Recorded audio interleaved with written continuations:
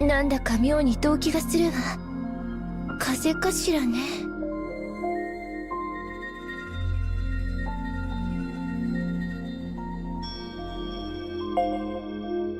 I suppose we should return to the cage.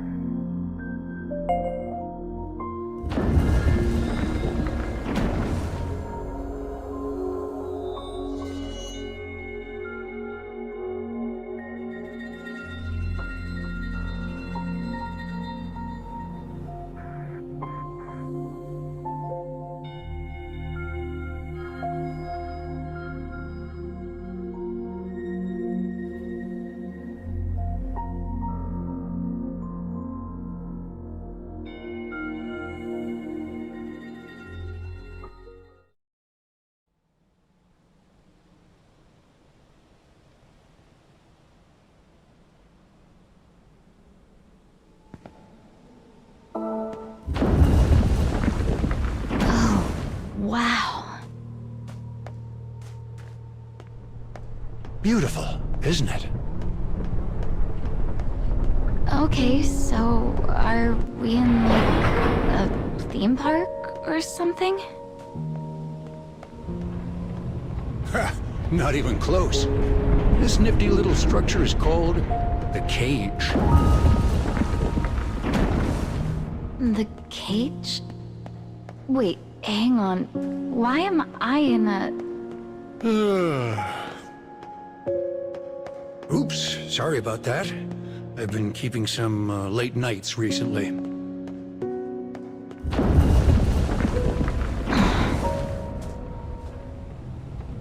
Is that a black mannequin? So close. That, my dear, is a dark scarecrow.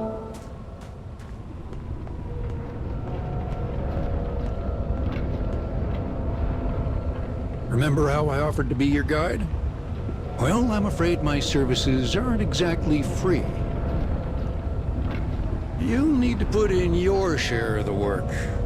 Welcome to adulting! Now wait just 1 minute. I was dragged to this place against my will, and now you want me to...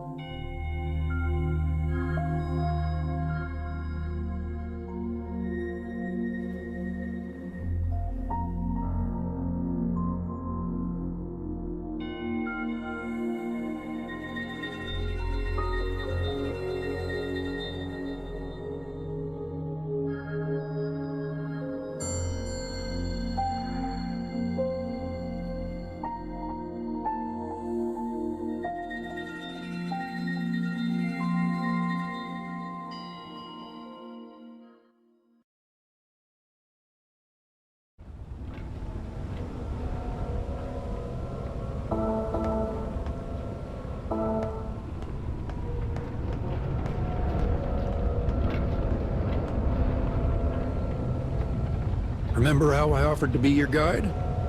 Well, I'm afraid my services aren't exactly free. You'll need to put in your... Now wait just 1 minute. Wait, what's happening?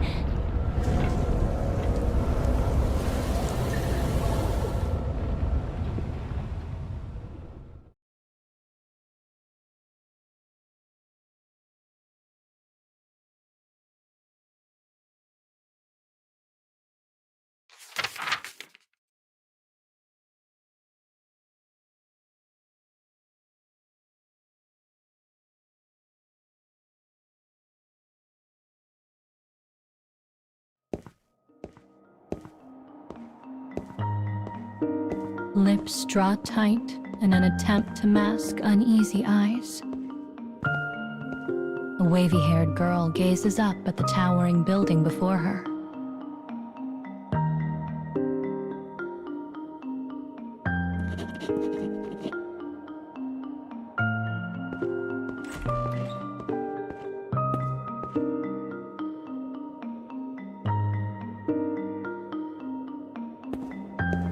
It smells sweetly of old books, worn paper, cracked leather.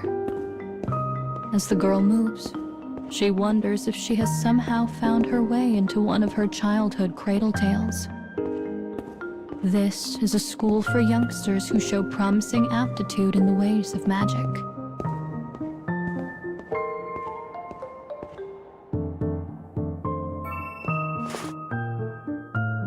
The professor gives her a pamphlet outlining the day's schedule. It also contains her first lesson, a handful of simple spells she is expected to master.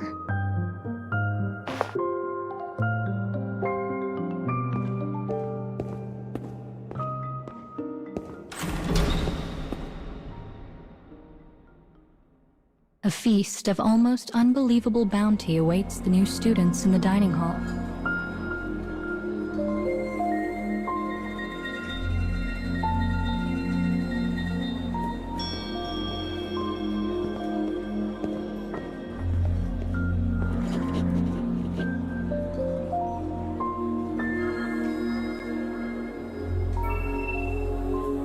Partway through the hall, she encounters a shy, bespectacled student, crying softly to herself. It seems some cruel boys have stolen her dinner. "Don't worry," says the new girl. "I'll get it back for you." She and the other girl make their way to the end of the dining hall.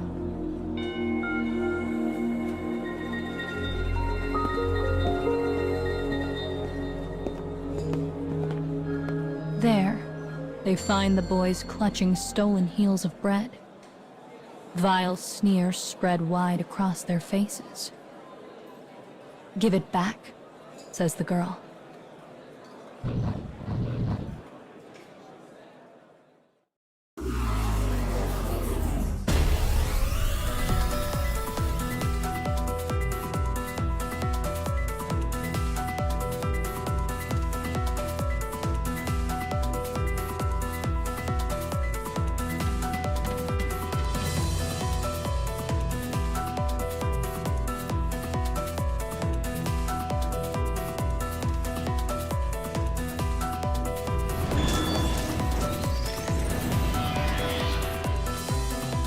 Here I go.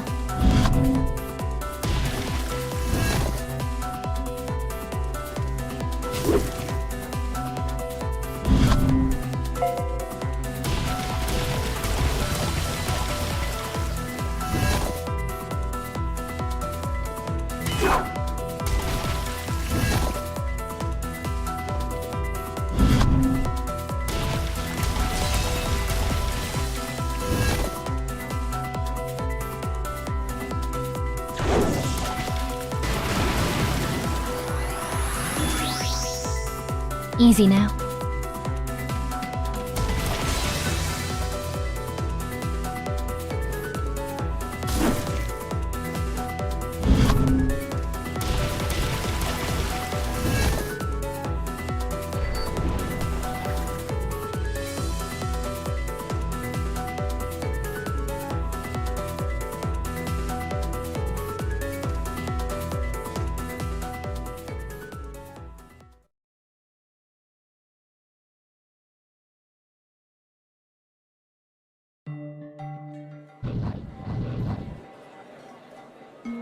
The girl thinks for a moment.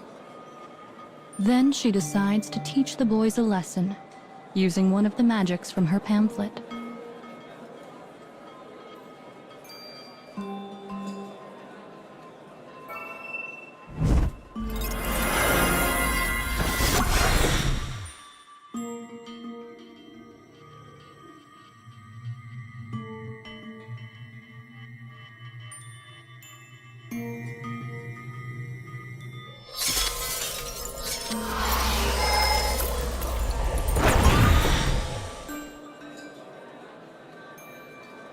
But the spell is all flash and dazzle, and the laughing boys easily repel it.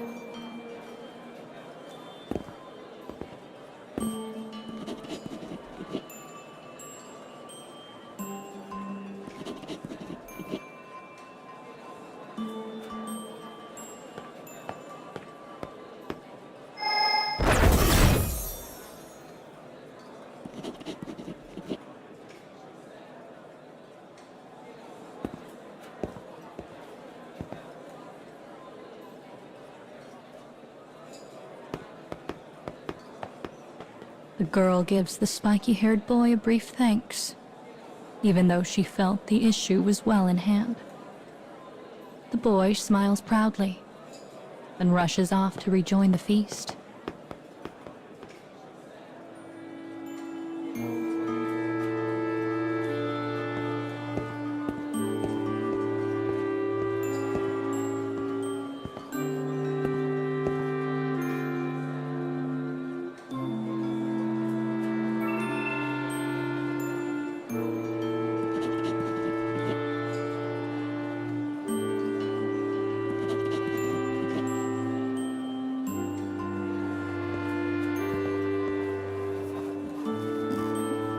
Having so recently been peeled from their families, every heart in the room is filled with unease. But the smell of good, warm food causes all tension to melt away.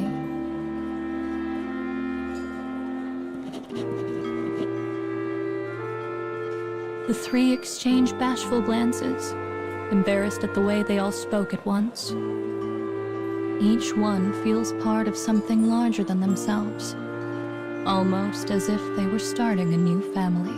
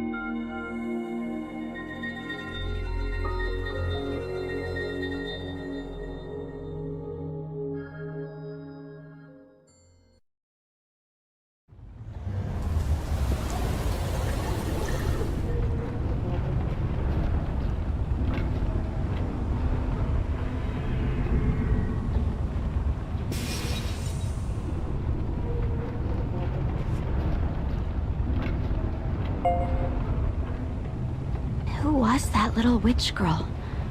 Was that a dream? Is all of this a dream? Our scarecrow pal here holds a record of the witch girl's past. Sadly, it's in the process of being destroyed by some real nasty characters. So I need you to get out there and restore those memories.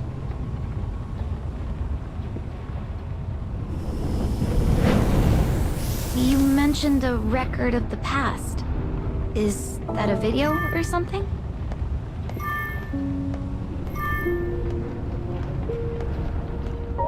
It's good to see you so eager to learn.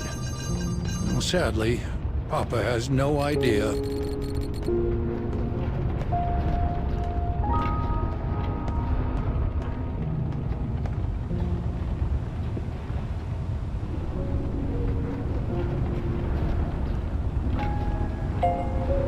Ugh, these things are such a pain. We'll have to break through them if we want to restore the past.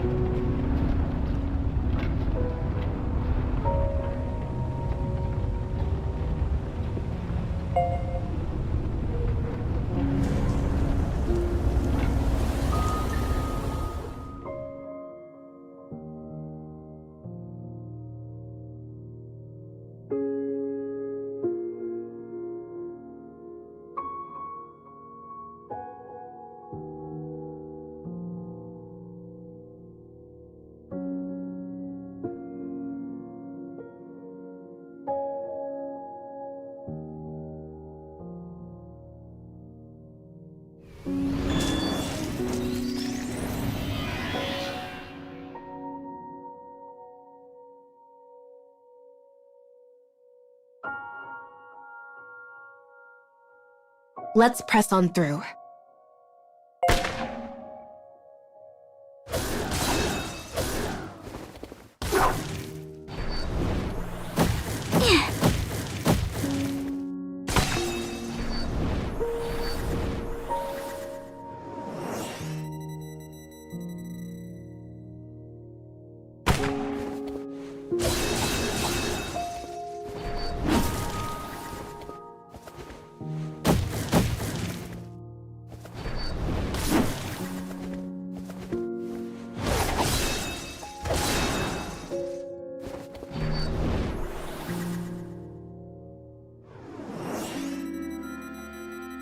I've got enough death for everyone.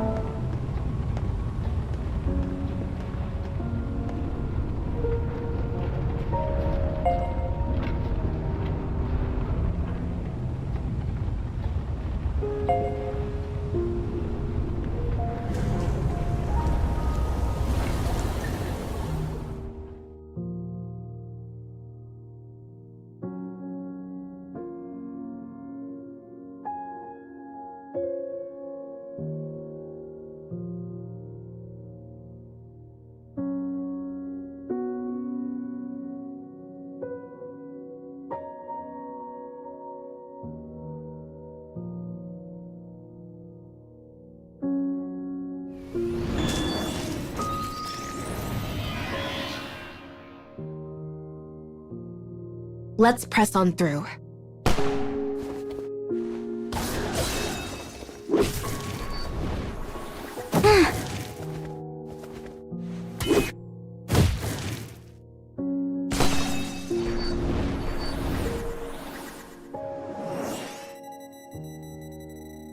I've got enough death for everyone.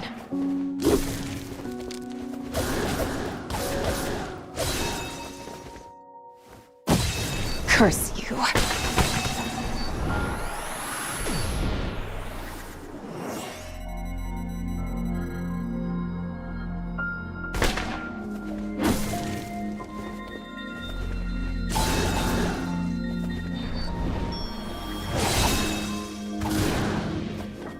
I'll do my best.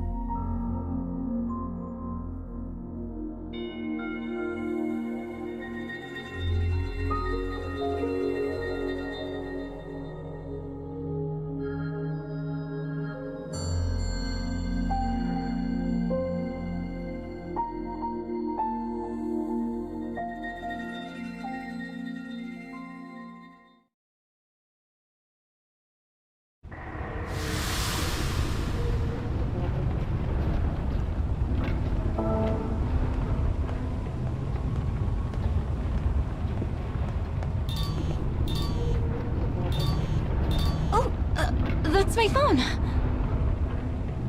Oh, thank goodness I can finally use my phone again.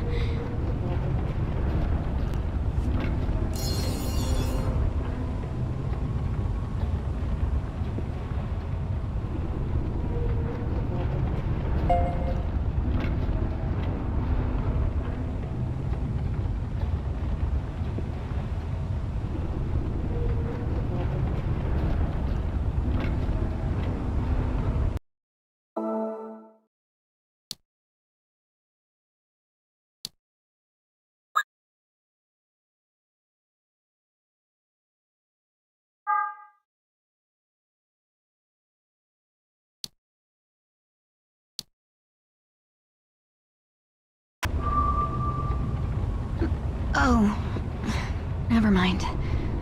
Looks like it's still not working.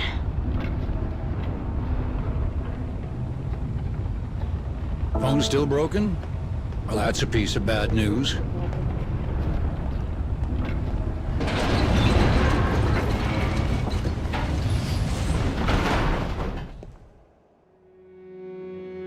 Is this a prison?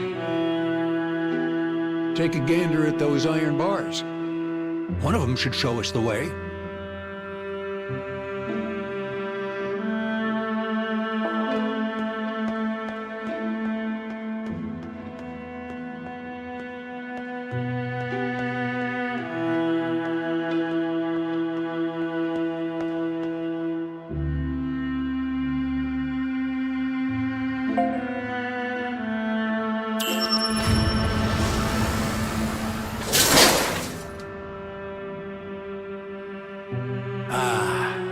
I bet that did the trick.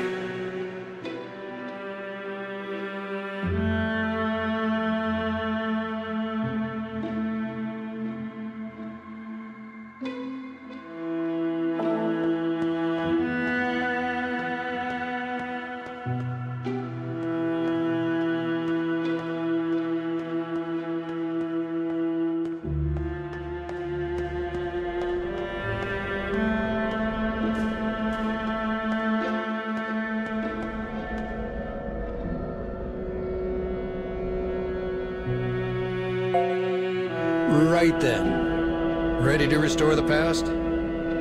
Is it going to suck me in again? Because that was a terrible feeling.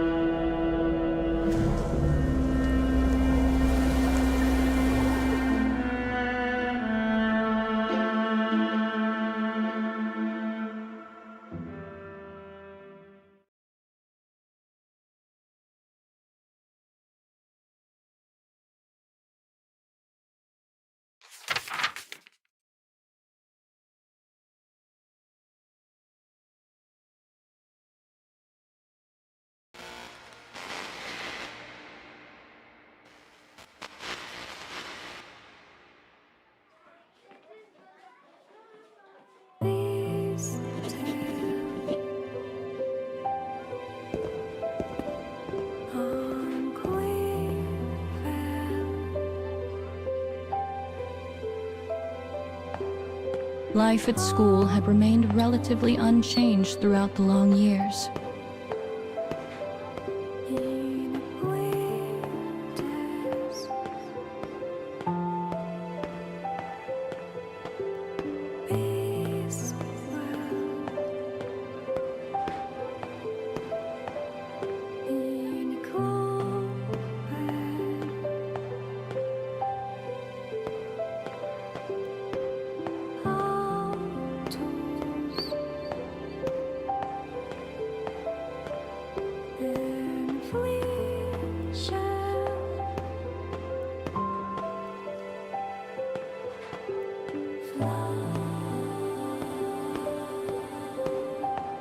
The once young girl now grows ever closer to adulthood.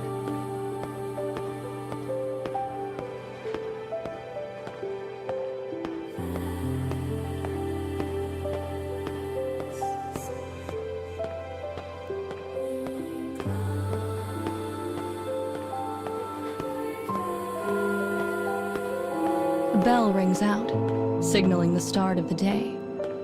And she picks up her pace as she runs down the hall.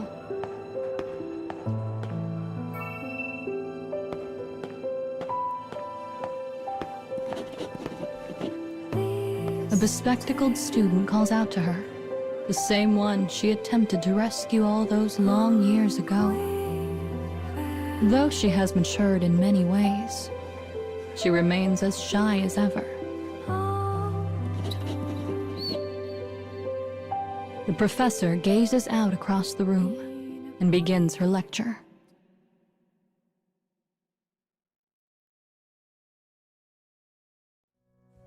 Pledges are a long-held custom for our kind. They allow two who are close to form a pair and pass their magics to each other.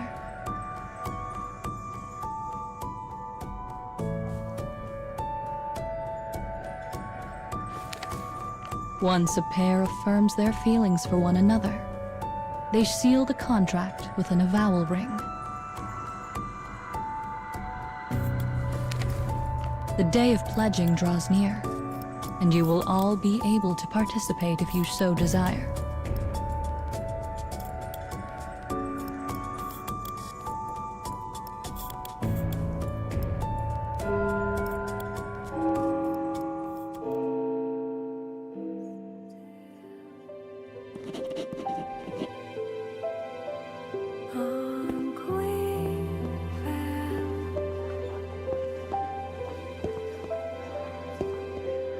The students have heard much about this ritual and murmur excitedly as the professor adjourns class.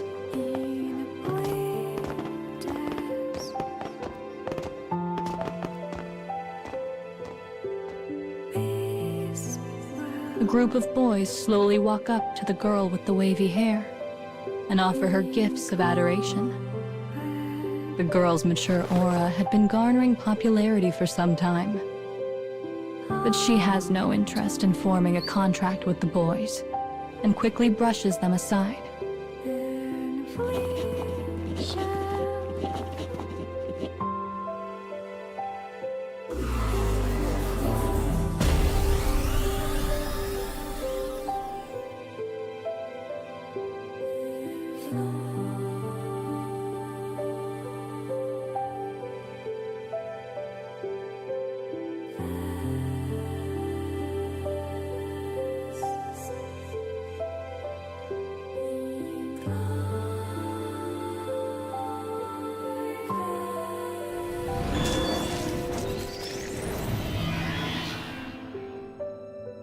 Let's press on through.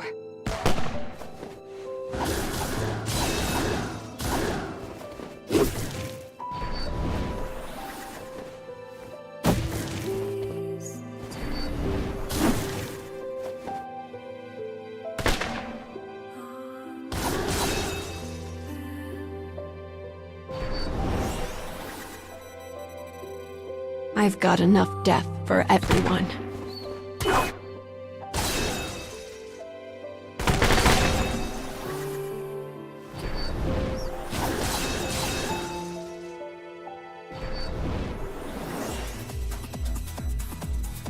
Here I go.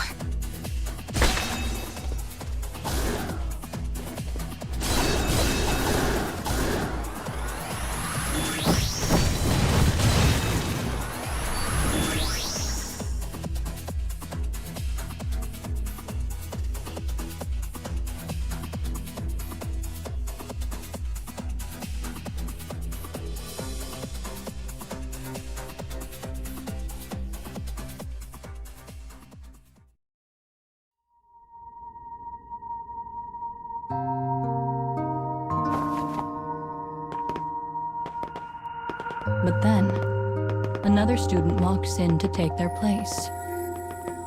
It is the spiky-haired boy who shared a meal with the two girls when they were younger.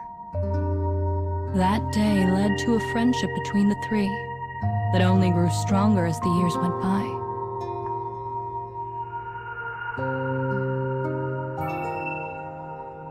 The boy teases the wavy-haired girl, calling her cruel for discarding all of her suitors with such haste.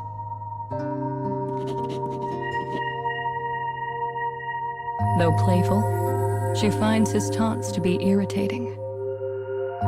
But she knows reacting to them will only make her the subject of further ridicule.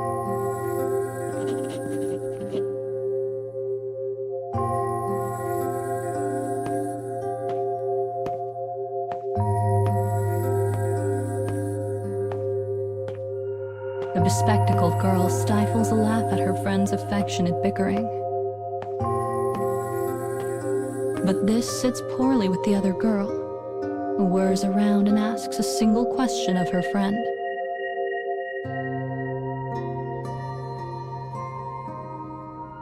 The laughter dies, and after a long moment of serious consideration, she finally gives a halting answer.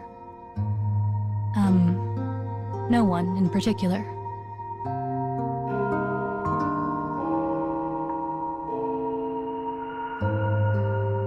Their conversation is cut short by the ringing of another bell. "We're going to be late," says the bespectacled girl as she bolts from the lecture hall. A confused eddy of feelings whirl about in the other girl's heart. But she can only watch as her friends walk away.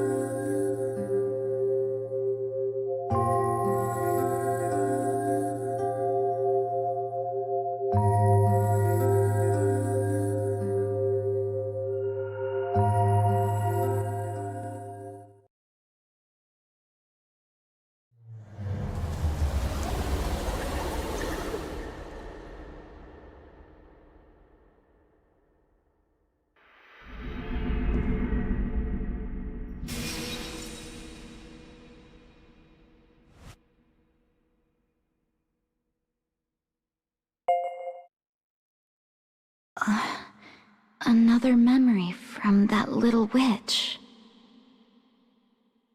Well, she's clearly the stubborn sort who has problems opening up to others.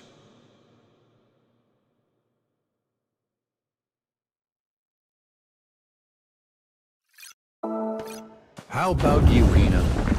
You can always be honest with your old man, right? Oh. Ooh, that's cold.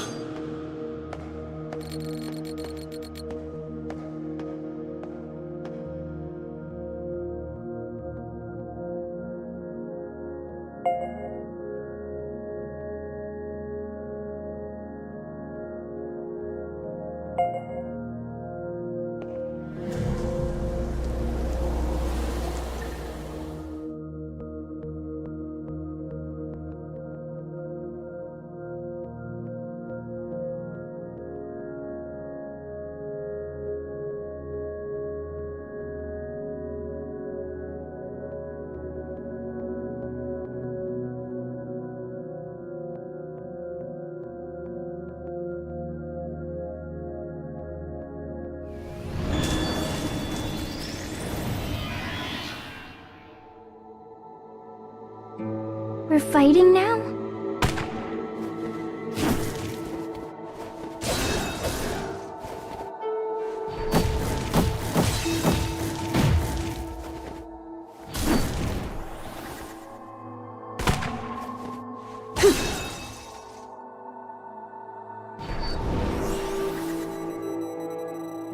Here I go.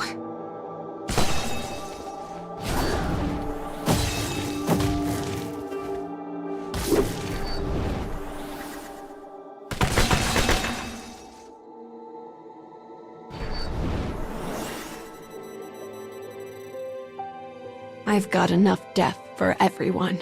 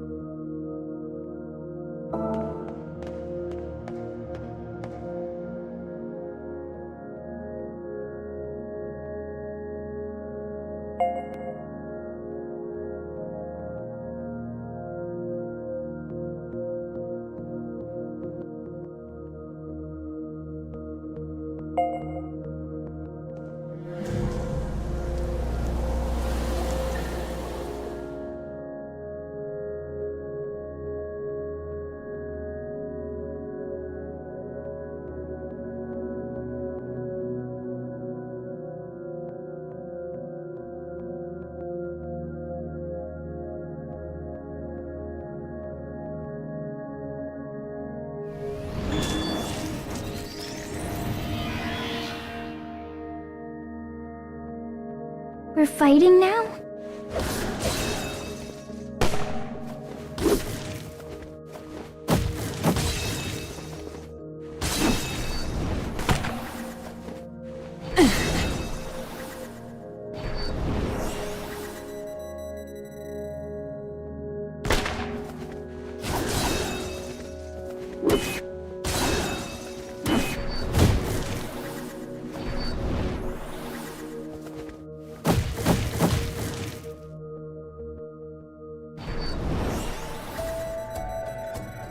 Here I go.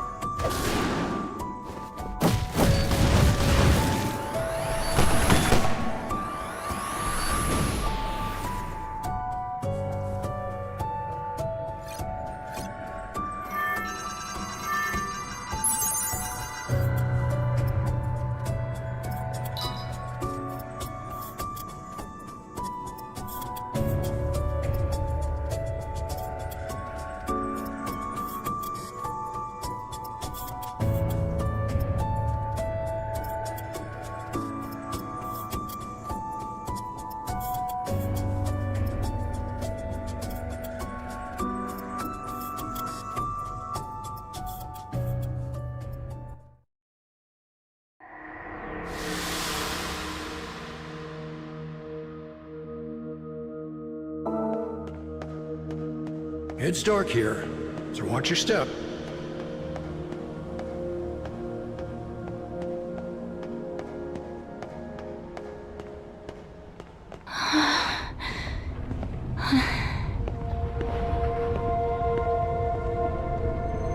Oh wow, that's crazy. The sun doesn't shine anymore. It's broken. How do you break a sun? This place is... Oh, right.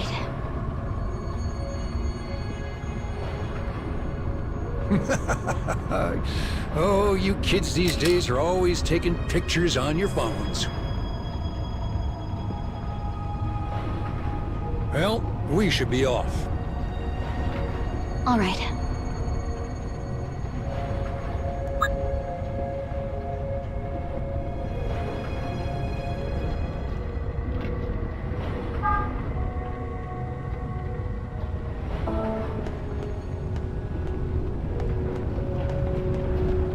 You know, I bet that picture would go viral if I uploaded it. Don't you have beautiful scenery to look at in your own world? I don't know. I guess I've never really had time to take in the scenery. In that case, look for as long as you want. Pretend Papa's not even here.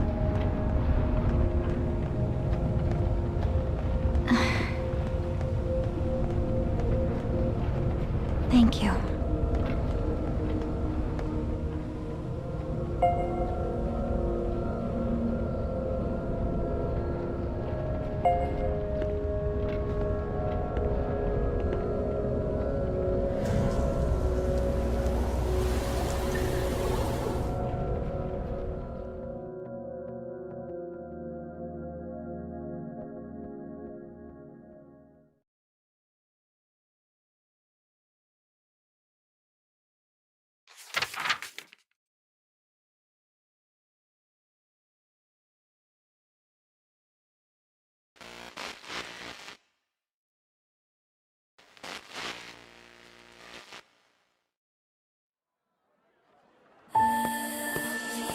On the day of pledging, the city is resplendent with all manner of decorations and colors.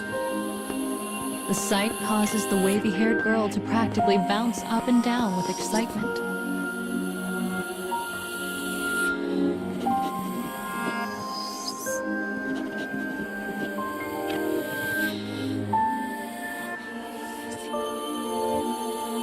Hurry, she calls to her friends.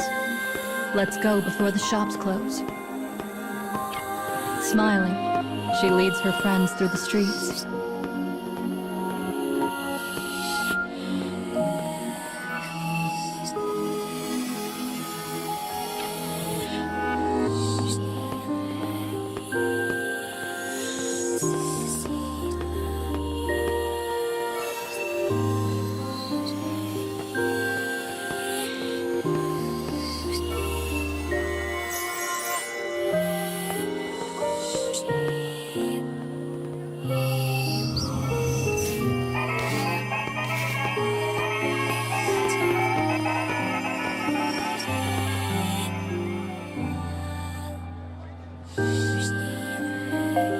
Enticed by the delicious scents on the air, the girl suggests they visit a nearby food stall.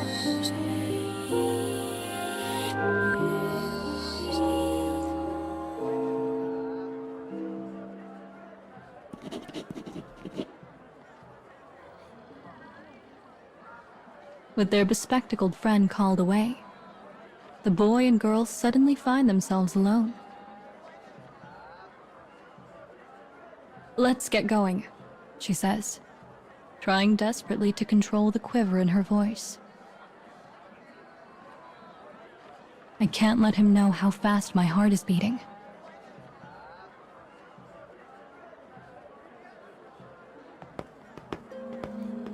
Thoughts and emotions swirl inside the girl like a maelstrom.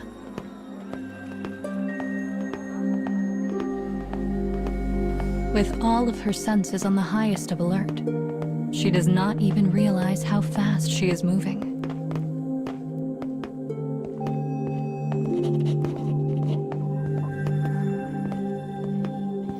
The two finally arrive at the pledging plinth, their figures silhouetted by the setting sun. The girl speaks first.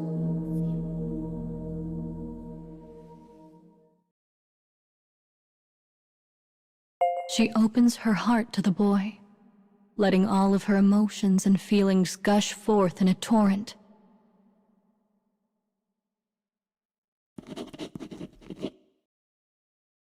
Silence stretches out. A moment, an hour, an age. Finally, the boy shakes his head, The girl's heart is immediately drowned in an ocean of despair.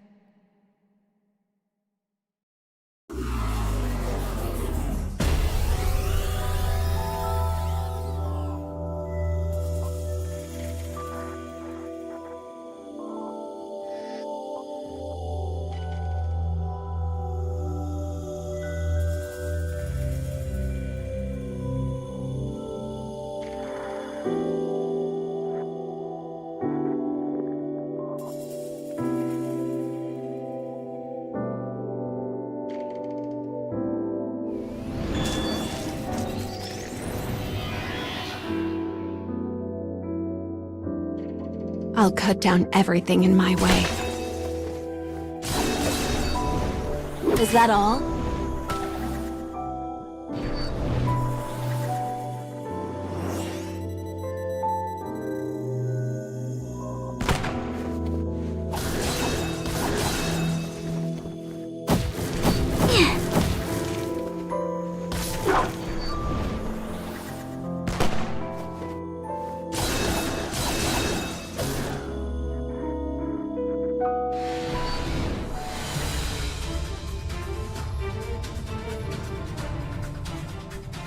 Here I go.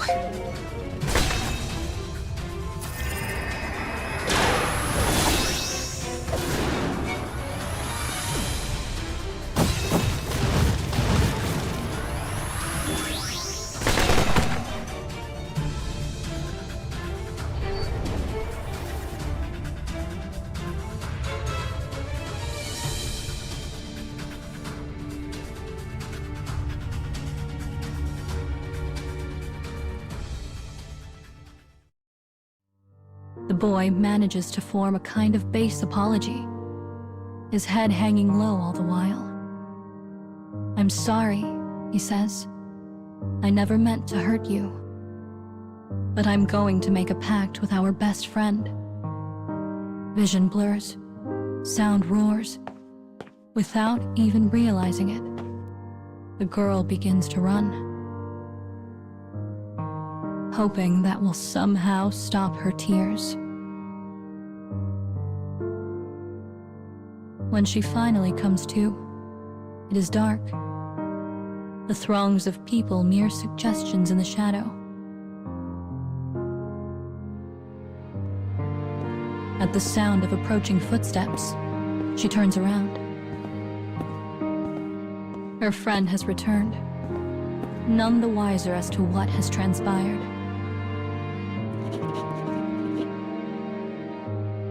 The innocent question pricks at the girl's heart like a thorn.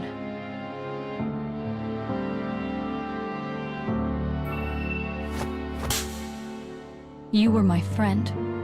I told you everything. You kept this from me the entire time." Bewildered, the bespectacled girl attempts to form a response. No, he doesn't understand. He doesn't know. Her lips tremble. Her breath halts. "He doesn't know I love you." And in the face of this unexpected confession, the wavy-haired girl can only stand and stare.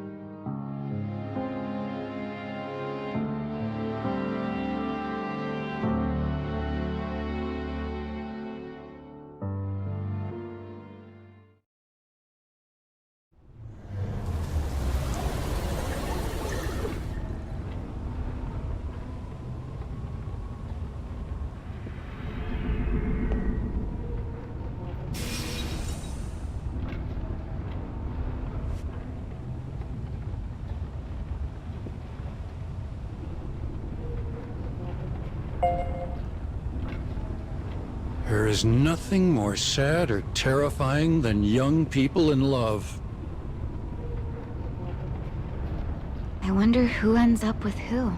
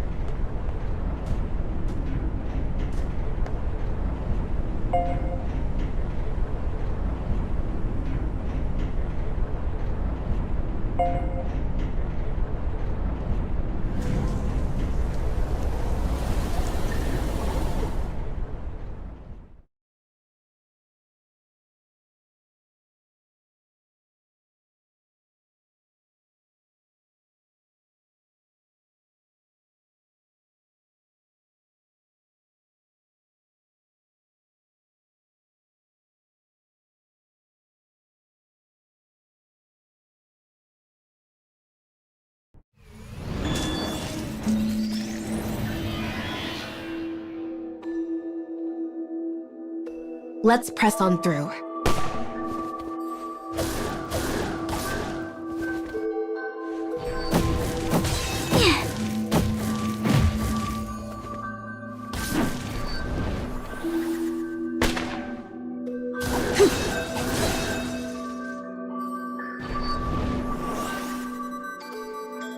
I've got enough death for everyone.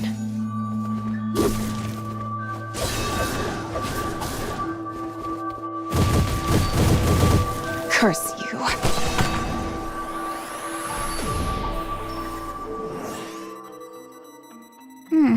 I hope we can do this.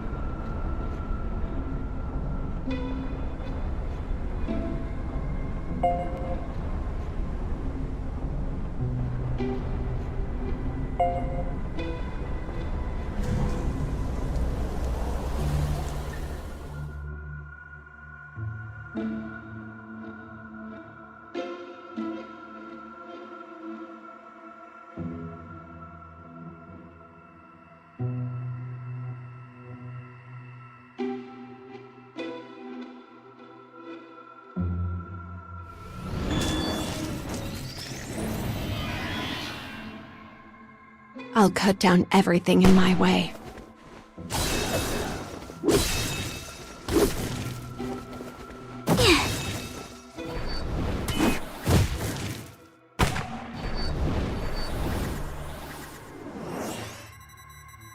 Here I go.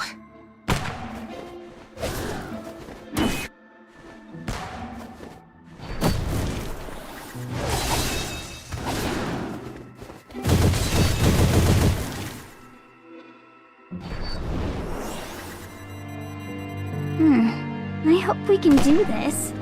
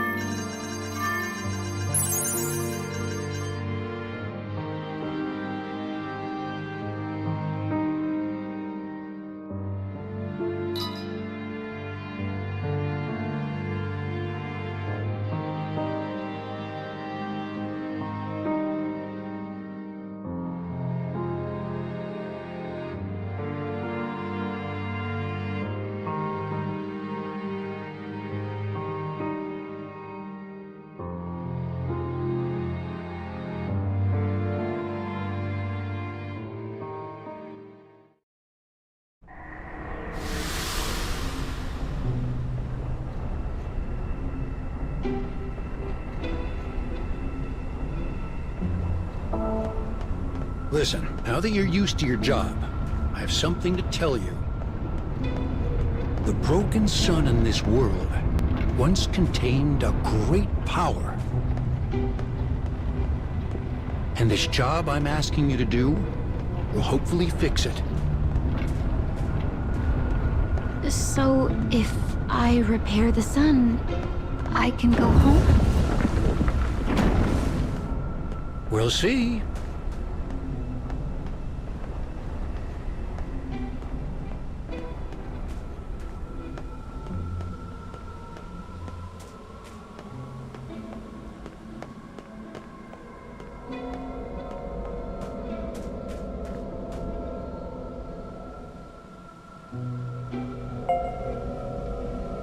When you finish this restoration, you'll get a fun surprise.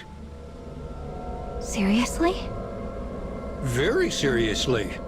That's a Papa promise.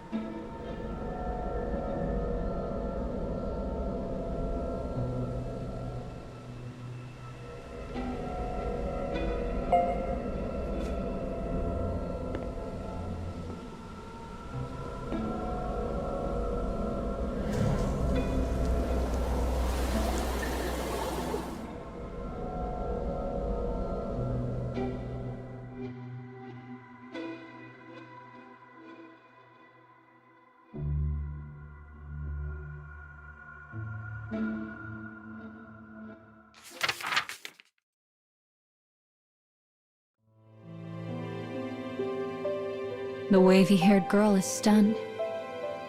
She thought her friends were going to betray her by pledging themselves to each other. But instead, her bespectacled friend has confessed feelings for her. I went out with him once because I didn't know how to get out of it, whispers the bespectacled girl.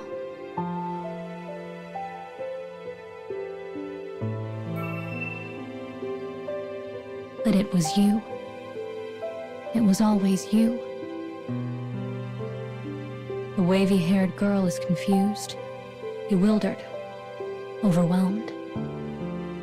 All she can think to do is escape. I hate you, she cries as she flees. I wish you would both just disappear forever.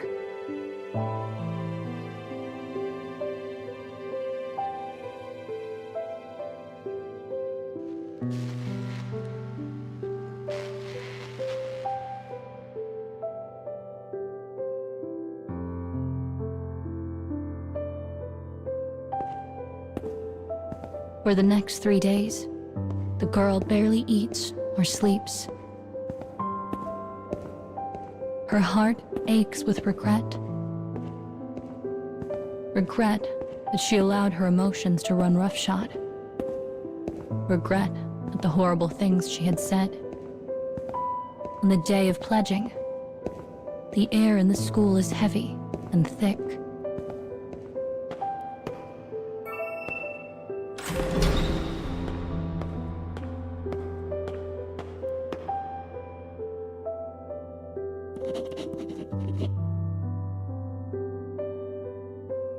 The professor clears her throat. She lists the students who have pledged themselves to each other.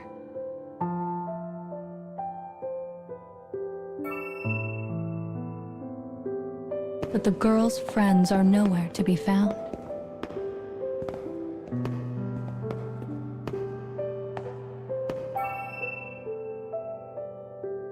She watches blankly as one pair after another walk past with joy on their faces.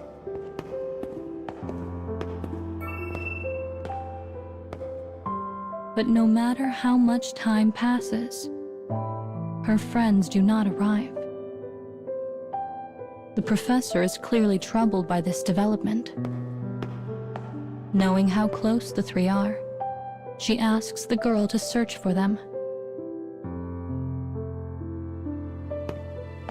As she runs, the girl comes to a realization. As long as they can both be happy, nothing else matters.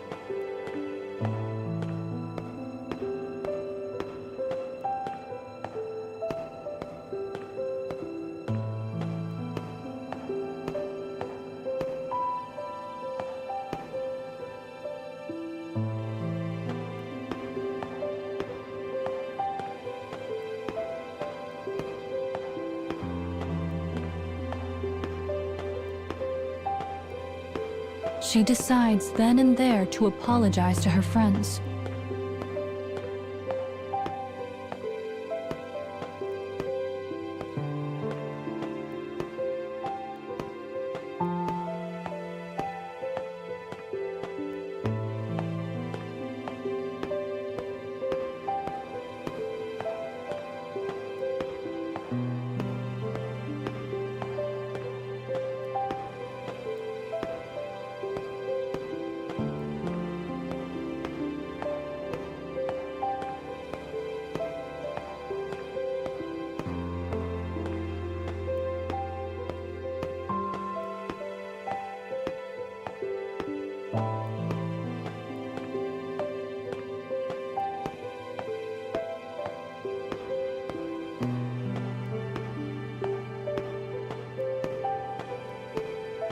And to do all she can to support whatever decision they arrive at.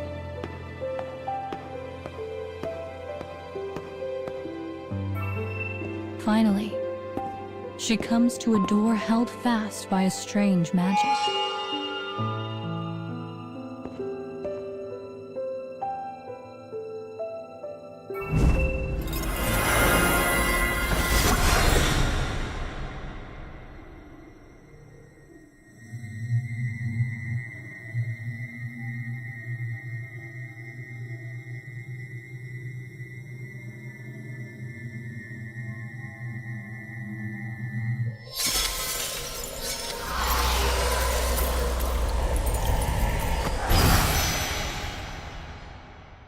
Concerned, she quickly dispels it and proceeds inside. The boy lies before her.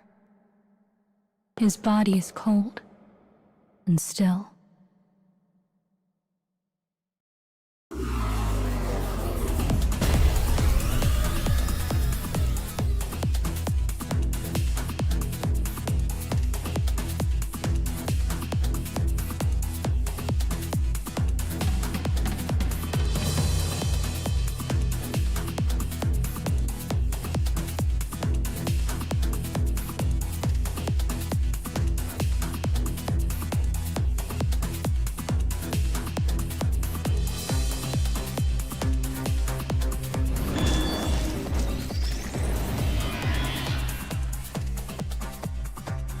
Let's press on through.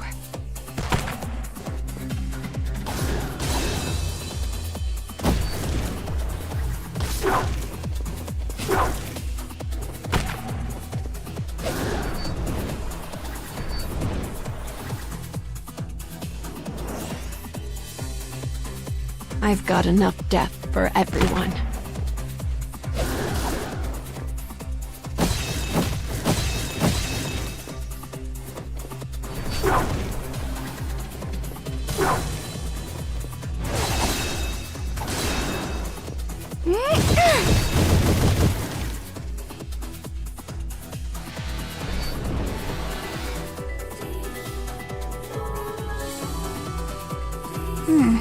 I hope we can do this.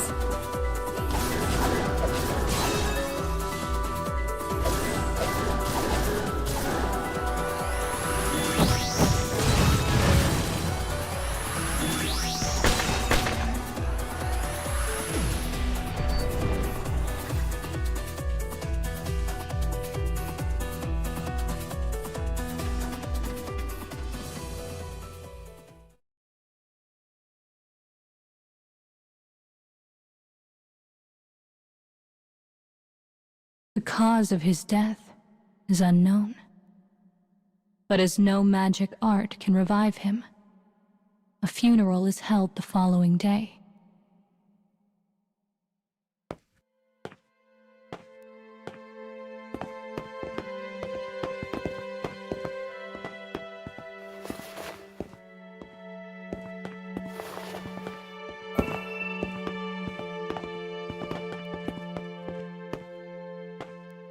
The boy lies in his casket.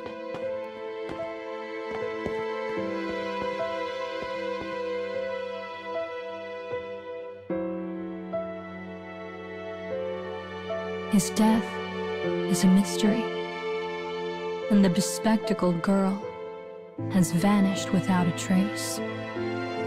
The wavy-haired girl had wished them both away in a moment of rage, and now it had come to pass. If only she had supported them. If only she'd never loved the boy. If only, if only, if only. As regret clamps its cold fingers around her heart, she whispers 4 words to whatever god might be listening.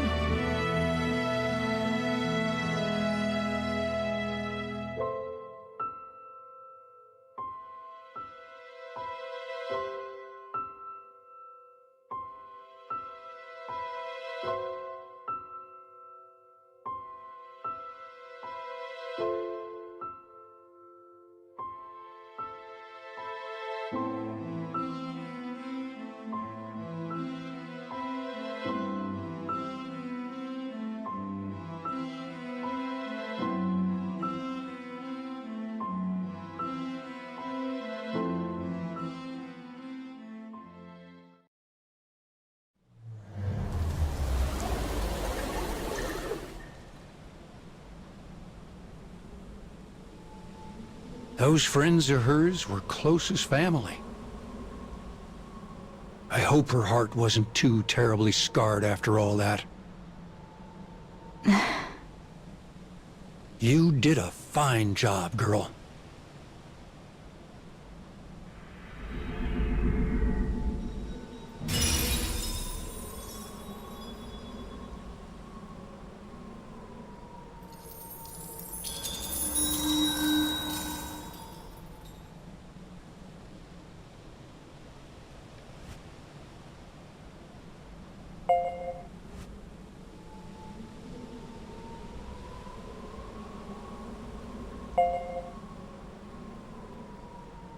So here's the fun surprise I promised. A soul fragment.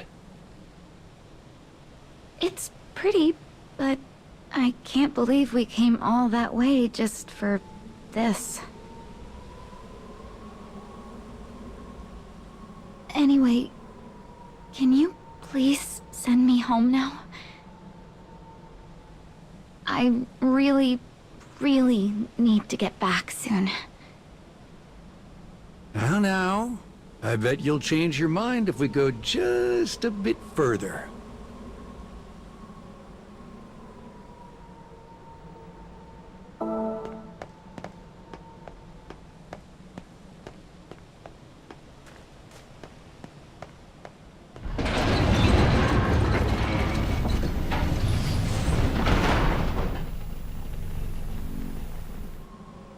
Why are there TVs here?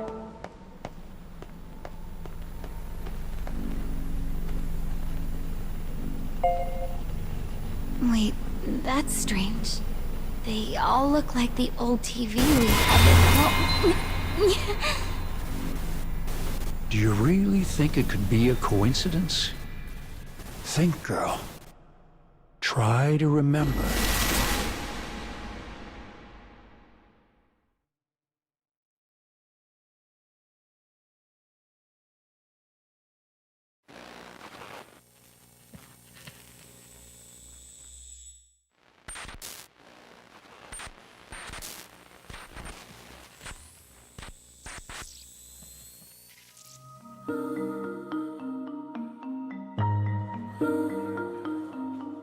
In a metropolitan high school, the windows have been flung wide to welcome the early summer breeze. The chatter of students eager to head home fills the halls. A girl emerges from a classroom.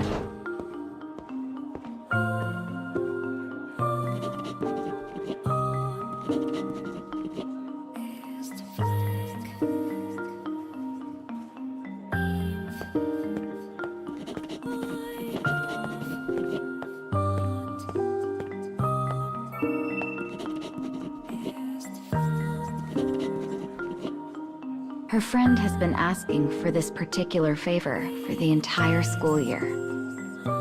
"All right," says the girl, "but you owe me a soda."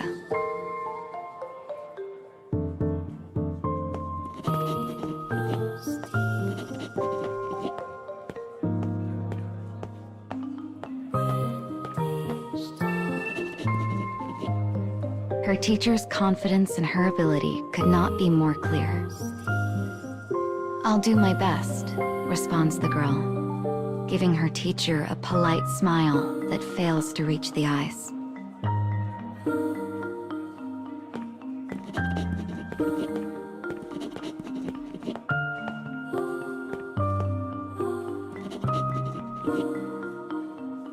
She deftly turns down the invitation with a promise to go later and rushes for the school gates. To all eyes, the girl is a sociable, clever student who openly embraces all the joys youth has to offer.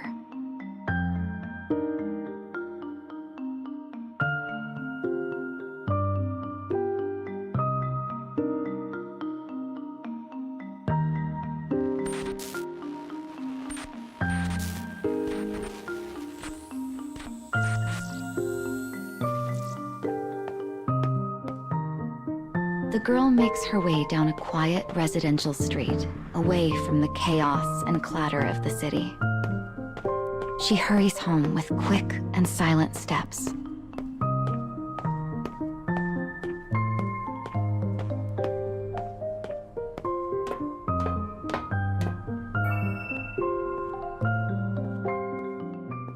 "I'm home," she calls out in a relieved voice after stepping through the door. Said home is a meager, unfortunate apartment, a far cry from the halcyon image of her school life.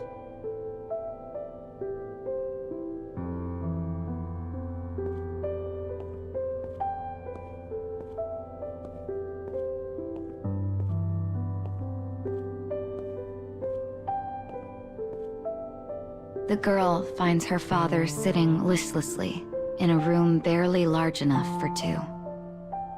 She begins to buzz about the space, straightening and cleaning without the slightest hint of resentment.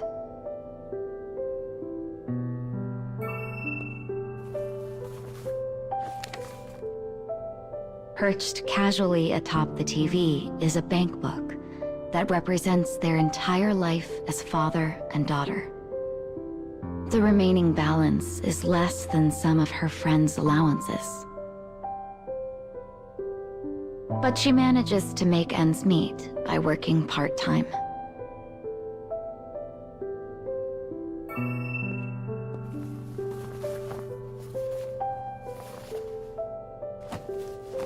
She carefully picks a rumpled suit off the floor and places it neatly on a hanger.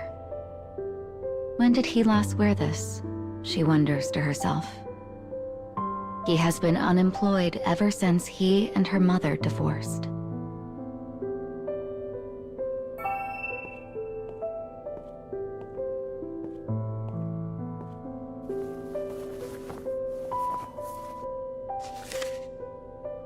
She finds a family photo fallen from one of the gaps between books. It shows her with her parents and little brother, who had gone to live with their mother after the divorce. It shows a time when happiness was not yet a fiction, and after a moment, she crushes it in her fist.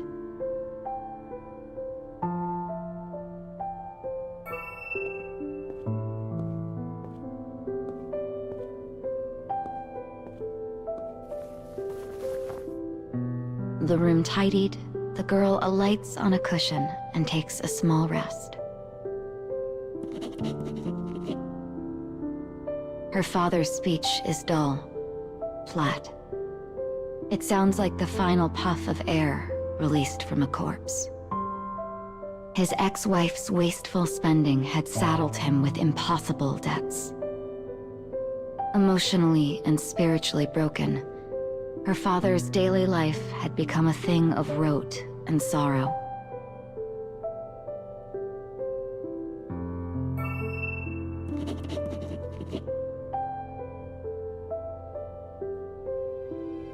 But it had not always been so.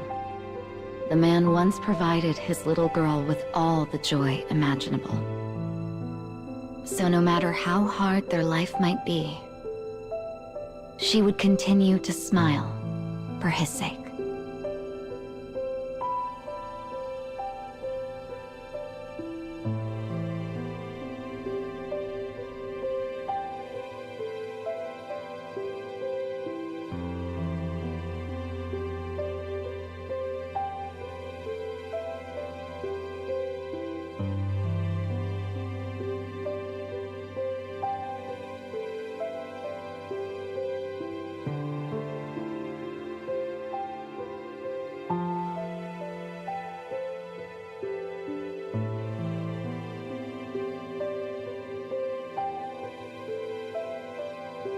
Dad?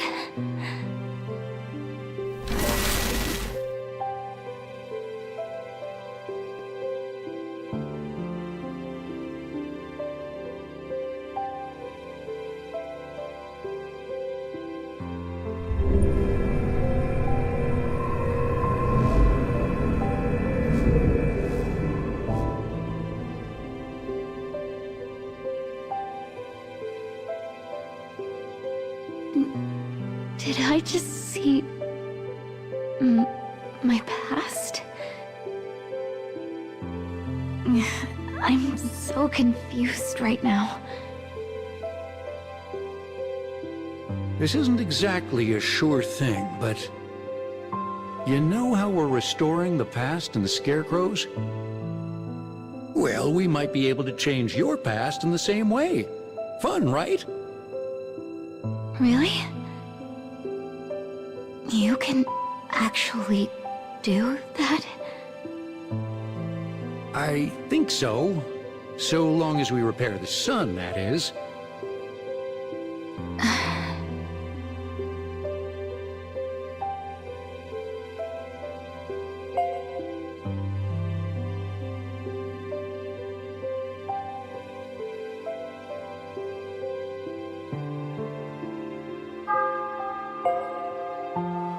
All right then. I'll help you collect the fragments.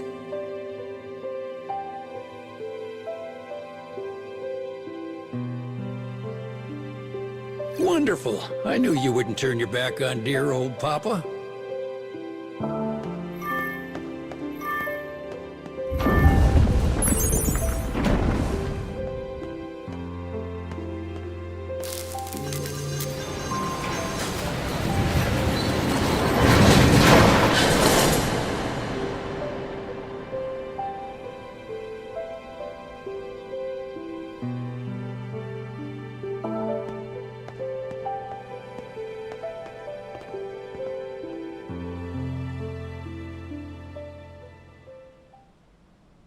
I'll collect all of the fragments.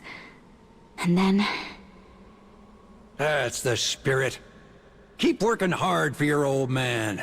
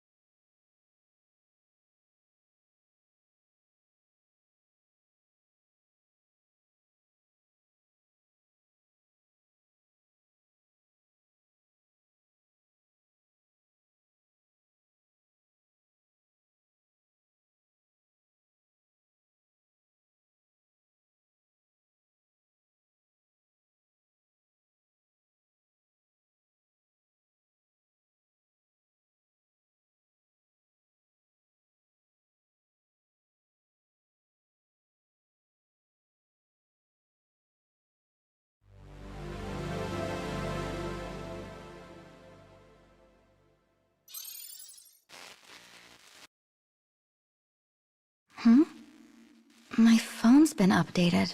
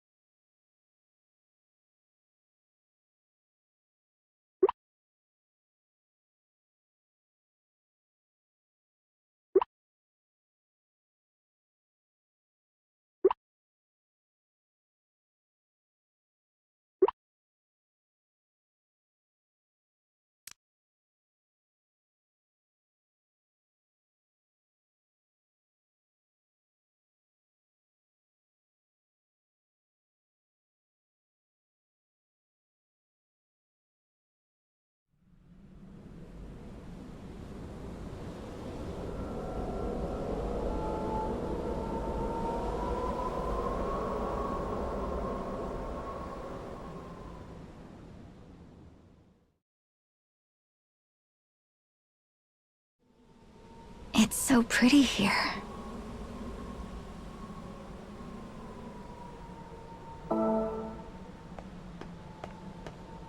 Just look how the sun hits those leaves. Perfect place for a date, huh? Please stop teasing and just take me to the next soul fragment. I'm happy to. But your old papa wasn't teasing.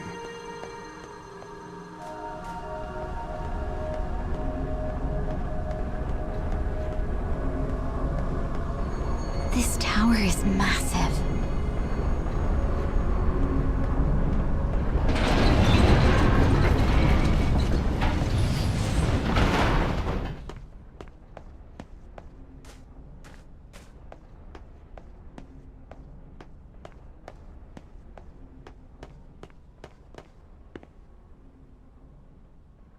Oh, it's a dead end. Come on, girl. Give that button a good push.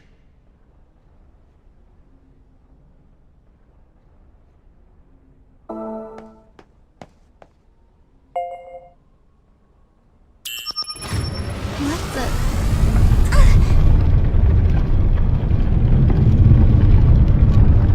Ow. You okay there, kiddo? Next time I'll slide under you and save your poor hiney. I'd rather you didn't.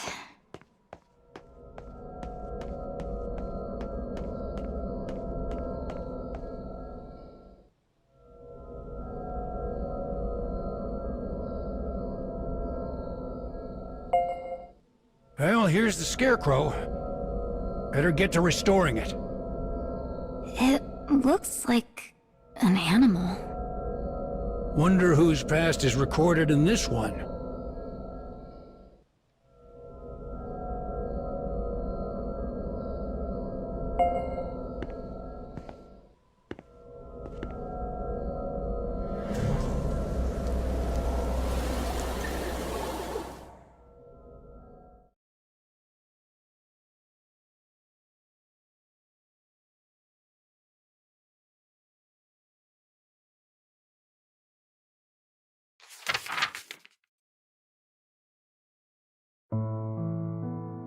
Two girls and a boy once met at a school for children with magical talents. Though they became best friends, trouble arose during an event known as the Day of Pledging. On that day, their star-crossed feelings spiraled out of control and changed their lives forever. The boy perished, and one of the girls vanished, events that seemed to spell the end of the friendship. Near the witch's village, a deep wood lies enshrouded in a thick and heavy mist.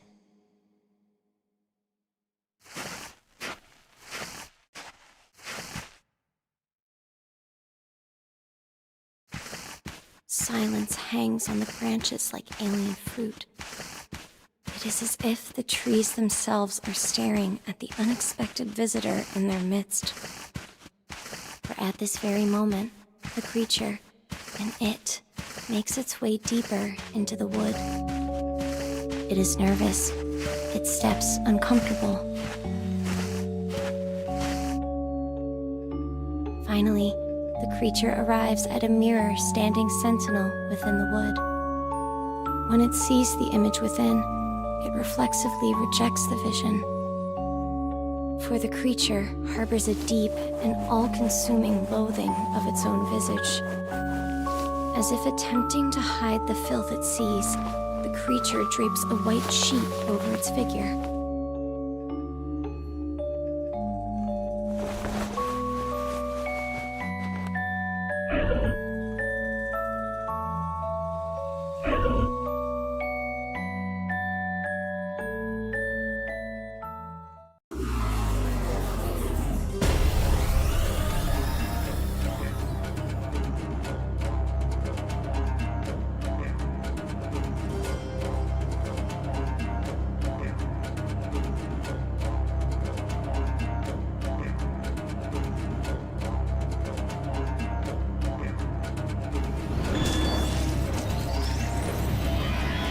You don't have to do this.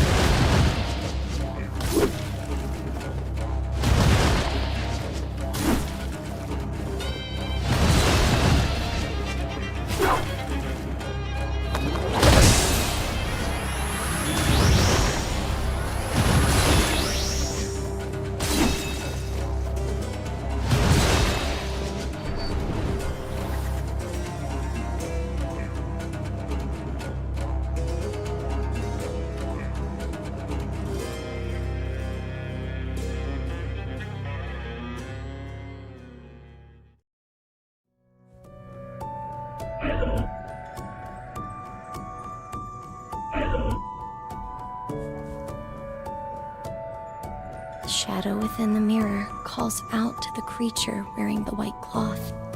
The shadow names the creature before it a werebeast, a thing beyond all comprehension.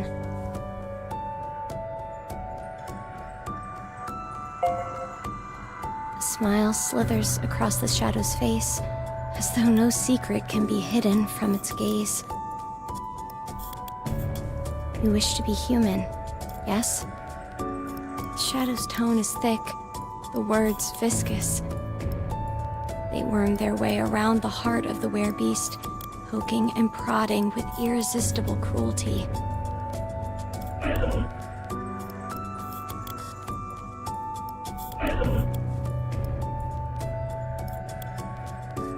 Finally, the werebeast responds in a voice both quaking and resolute.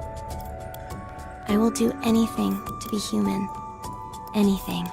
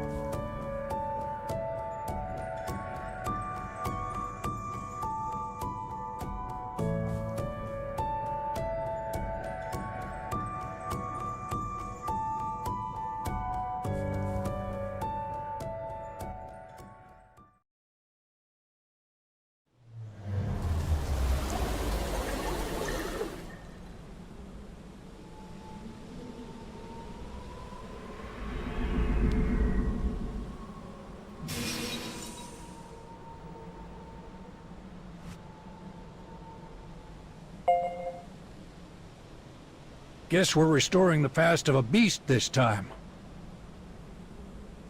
It seems like it takes place in the same world as last time, doesn't it? So if I repair this past, I get another soul fragment?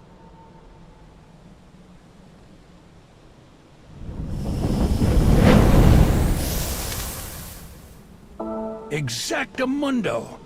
That's some memory you got there, kiddo.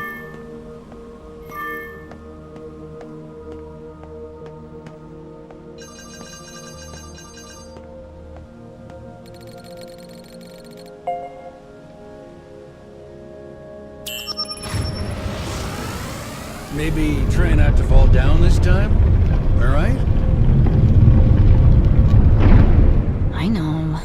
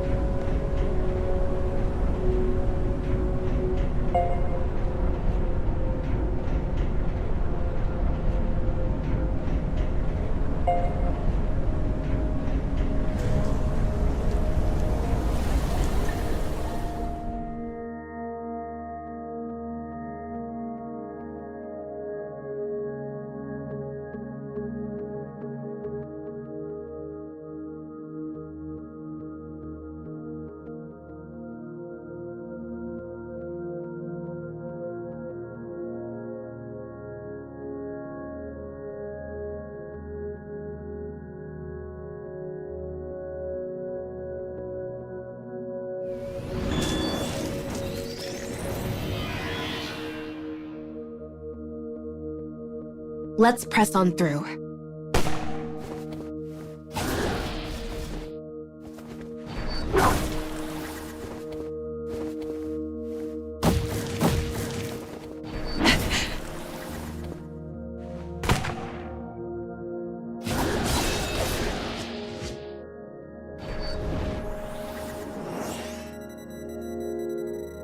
I hope we can do this.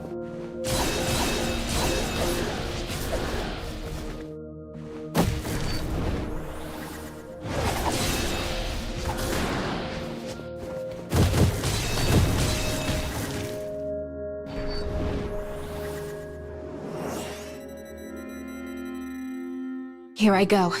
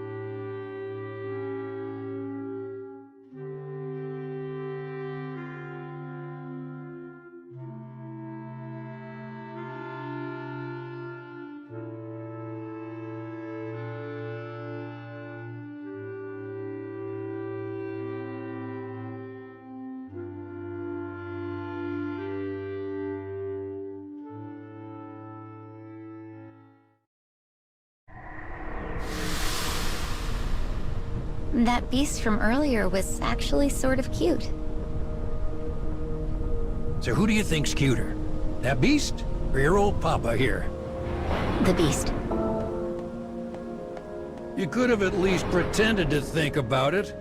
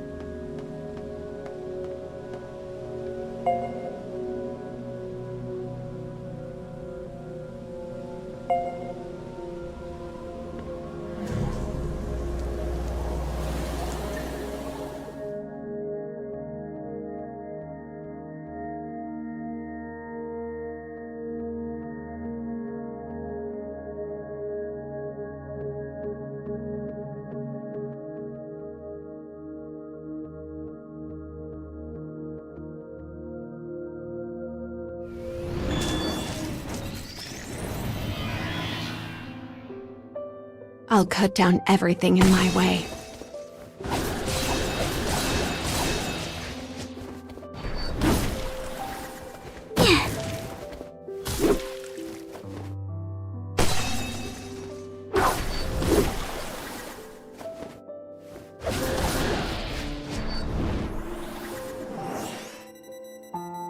Here I go.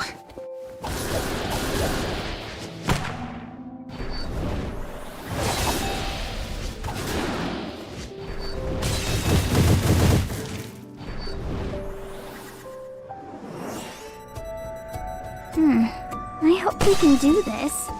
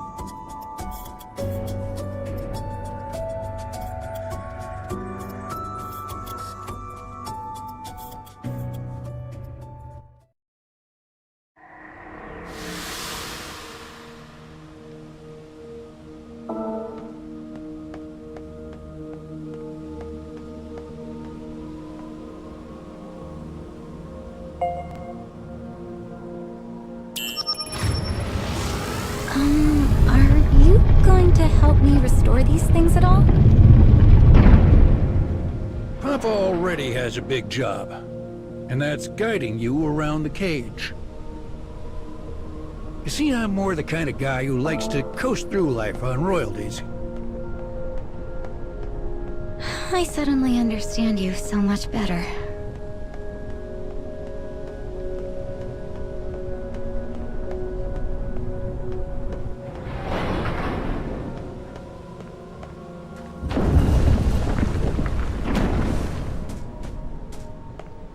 Oh, the road's collapsed. Well, we should be able to cross on those routes. Just, try not to fall down. All right, kiddo?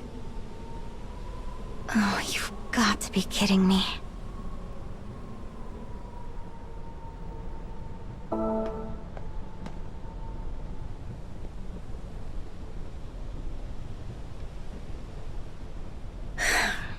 I'm going to be okay. I'm going to be okay.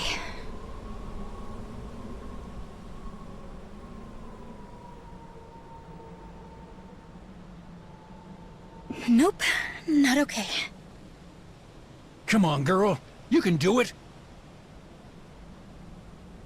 Papa's right behind you, so no need to worry.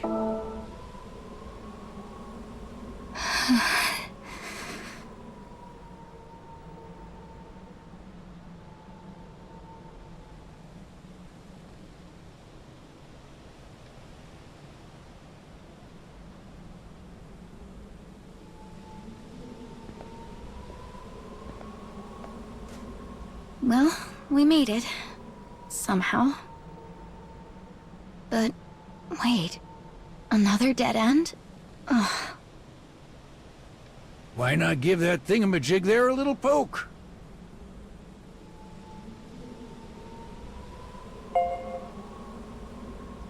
Huh? What is it this time?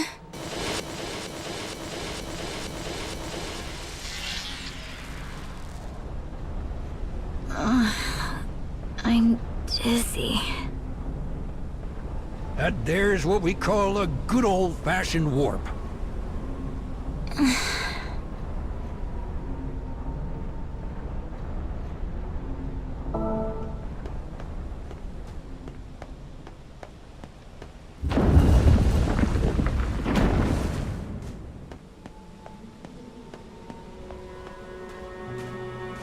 Wow.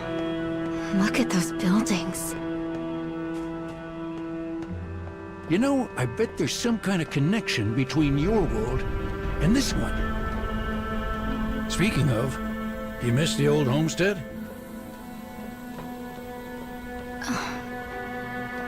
Of course I do. Needed a moment to think about it, did you?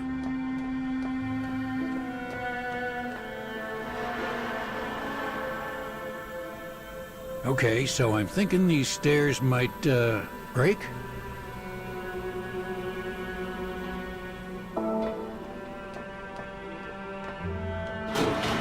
Please say you're joking.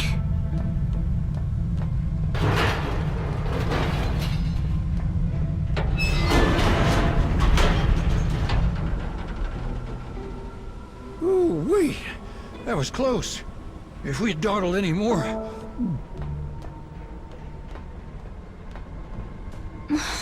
I want to go home.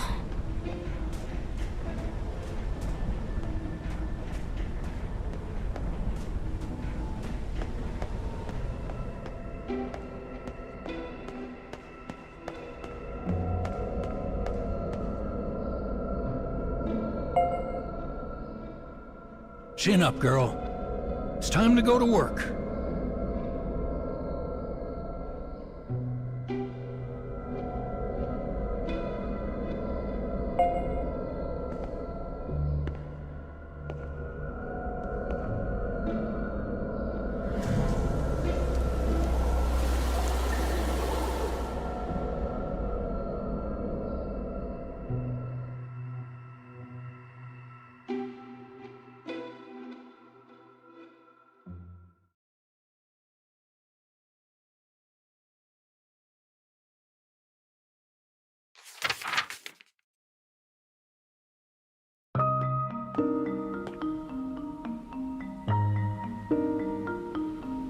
The werebeast arrives at the city that contains the School of Magic. The night is dark, the silence full, yet it is a far different quiet than the still of the wood.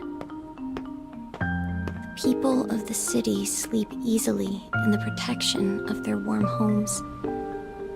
And as the werebeast takes in the sight, an indescribable feeling begins to well up inside its chest. Perhaps it is envy, perhaps it is hate.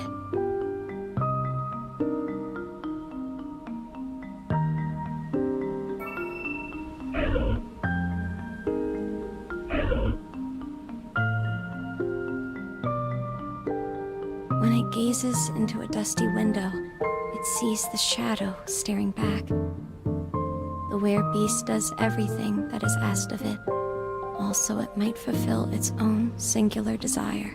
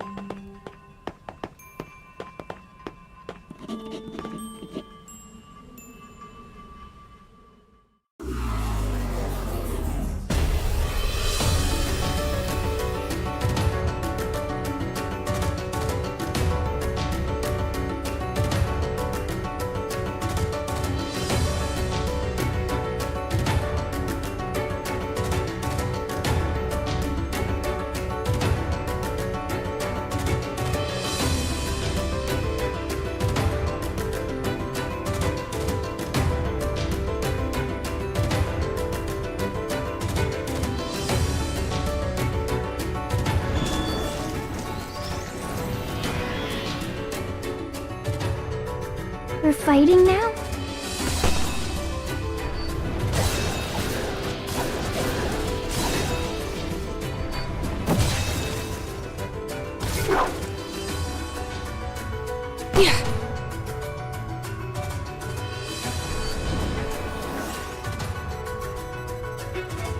I've got enough death for everyone.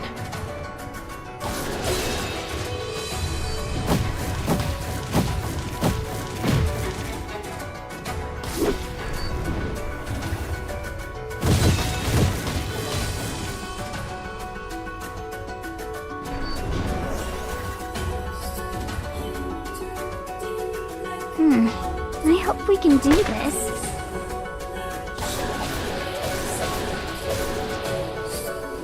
We won't lose.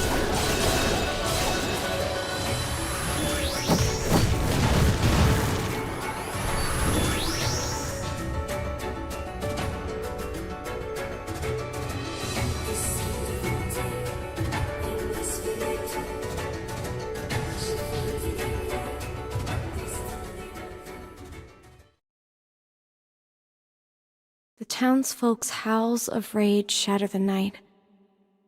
The terrified werebeast slips into the dark and makes its way back to the wood.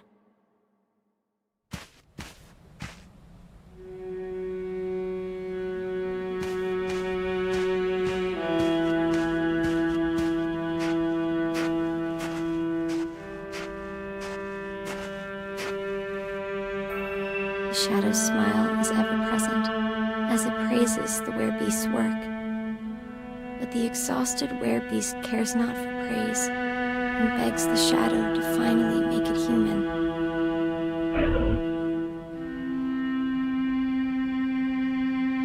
The shadow is not finished. Oh no. Instead, it makes one final demand. Before I make you human, you must snuff out the lives of 100 magic users.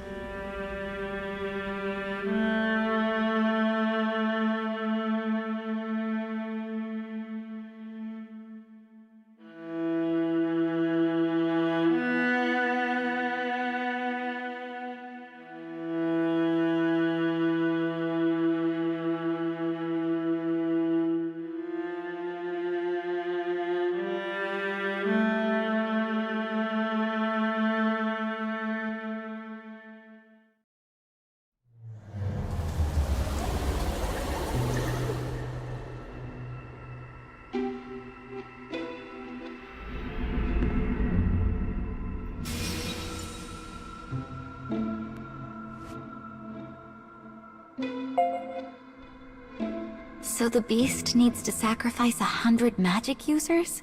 Oh, how awful.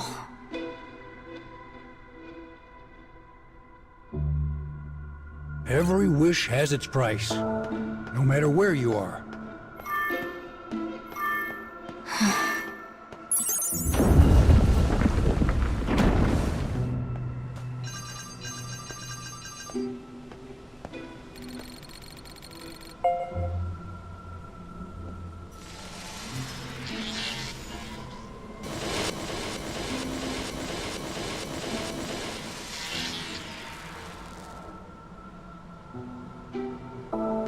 Warps are convenient, but I don't think I'll ever get used to them.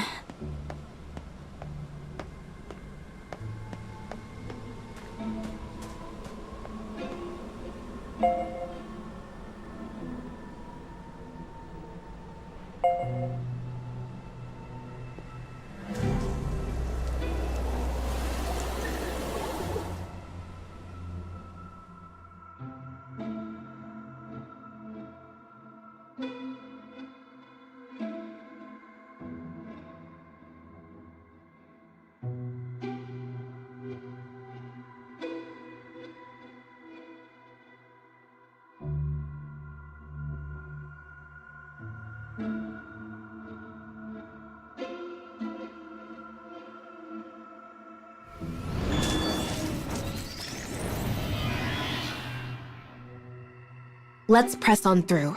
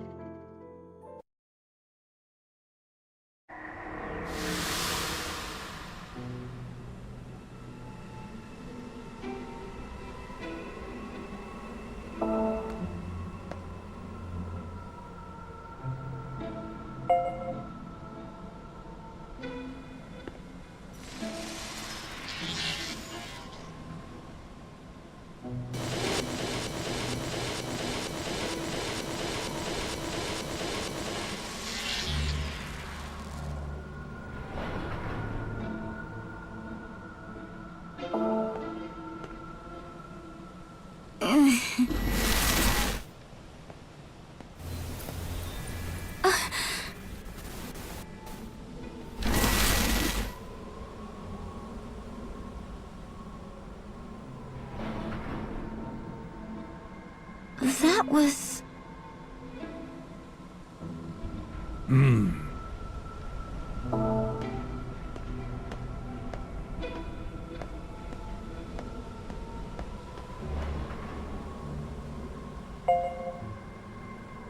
We need to get through here right away.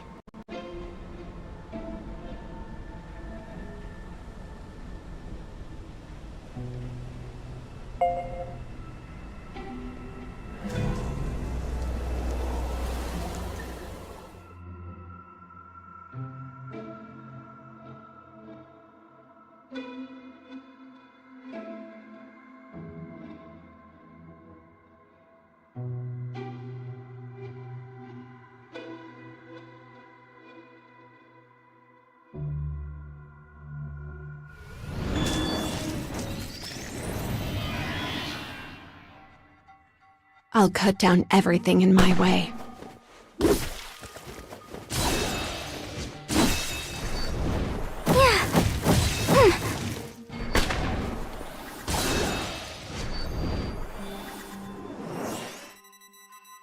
Here I go.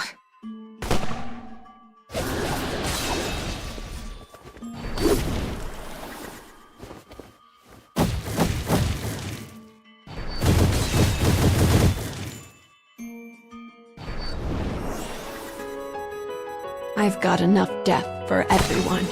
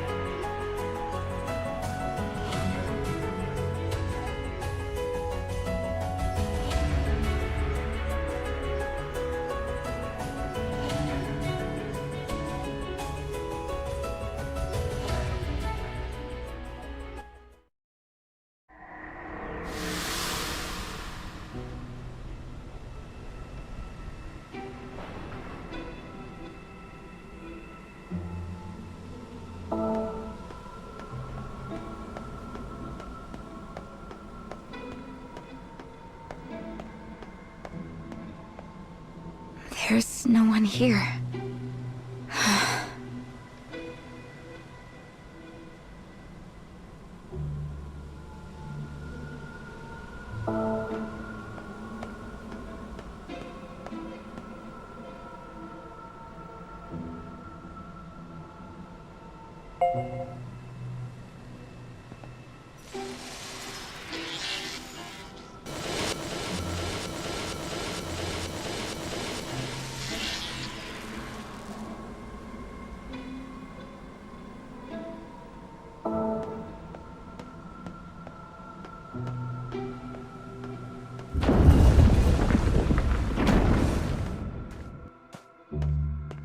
Is this a prison? Do you lock bad people up in the cage? Who can say?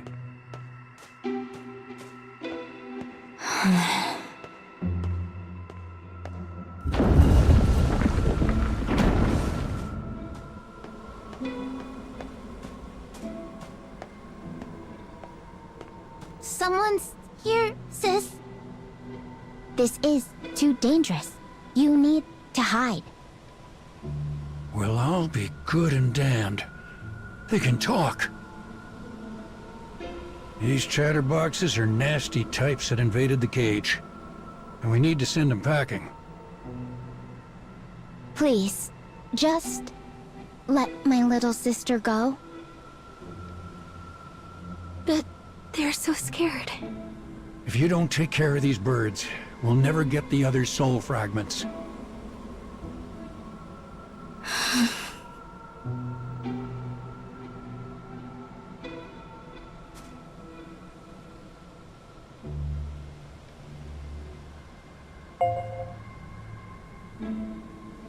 Please. Please just don't hurt my little sister.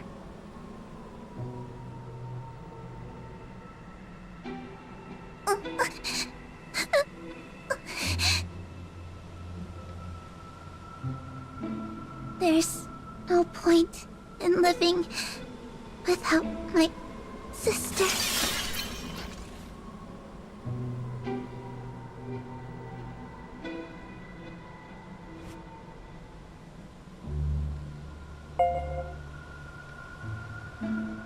No. Oh, no.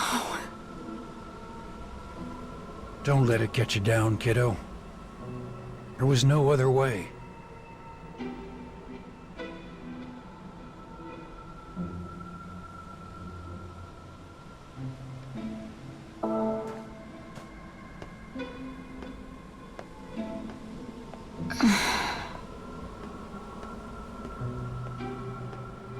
Why the long face?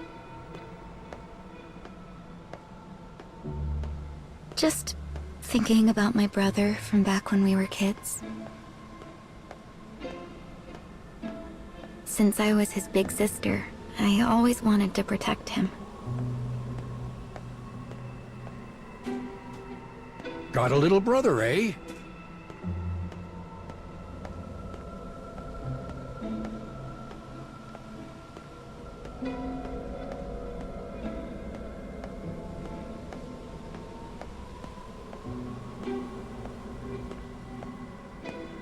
Say, think Papa could take a peek at that phone of yours? All right, but just a peek.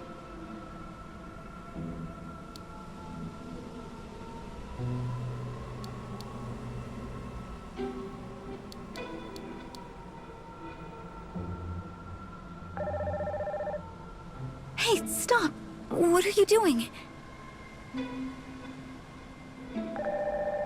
Well, you seem pretty lonely back there, so I decided to give your brother a ring.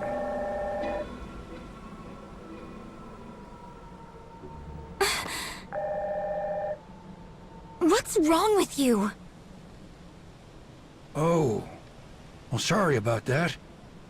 Just trying to do something nice for you, you know?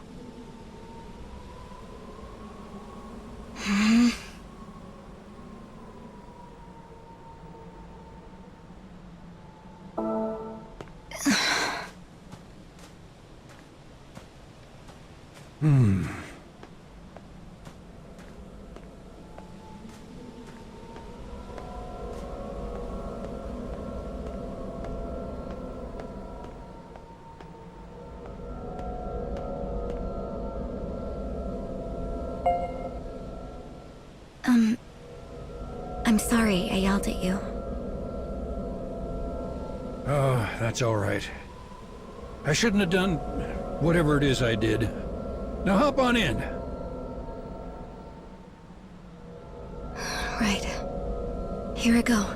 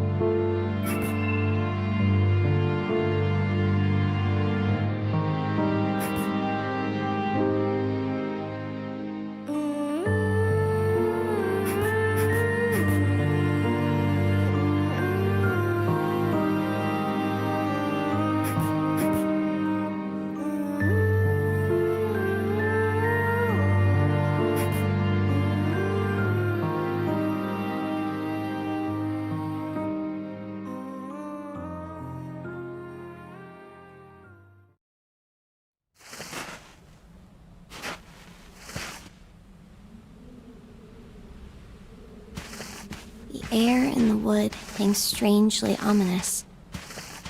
Branches bend, leaves rustle. Critical whispers drift sinister on the breeze. They speak of atrocities, of arrogance. But the werebeast pays them no mind as it trundles deeper into the wood.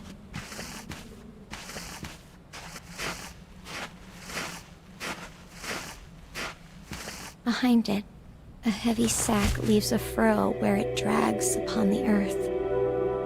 Inside it is the corpse of a magic user. As the 99th victim falls, the shadow raises its voice in a spasm of utter glee and delight. Animosity and rage seep out from the mirror and coat the werebeast in their violent sheen.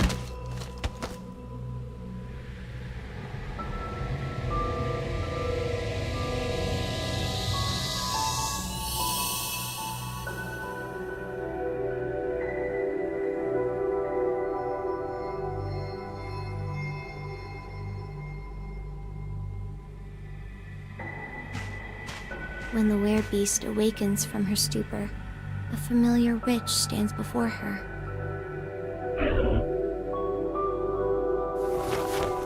And for the very first time, she begins to fight against the shadow's unthinkable words.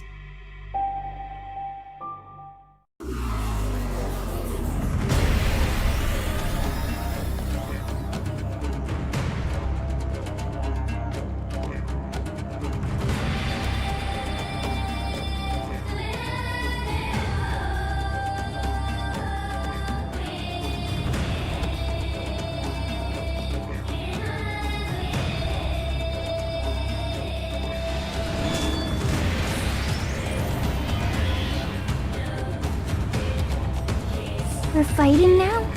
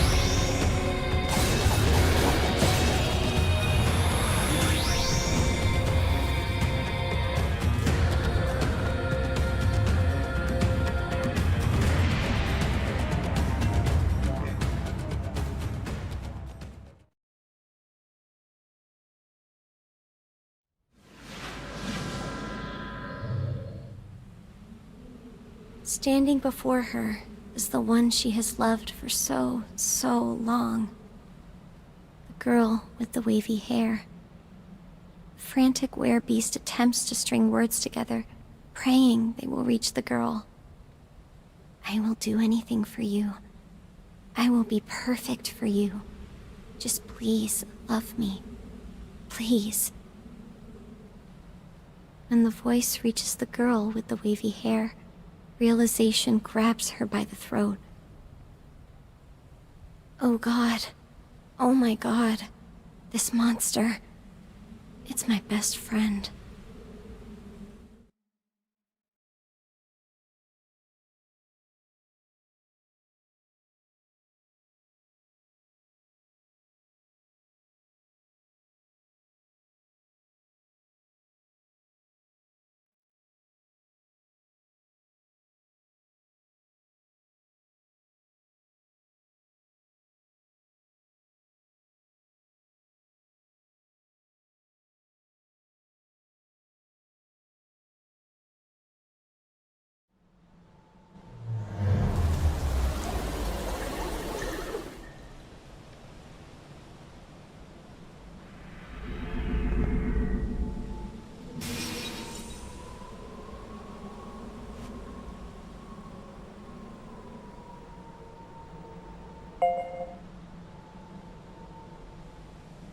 So, the beast was the girl with the glasses all along.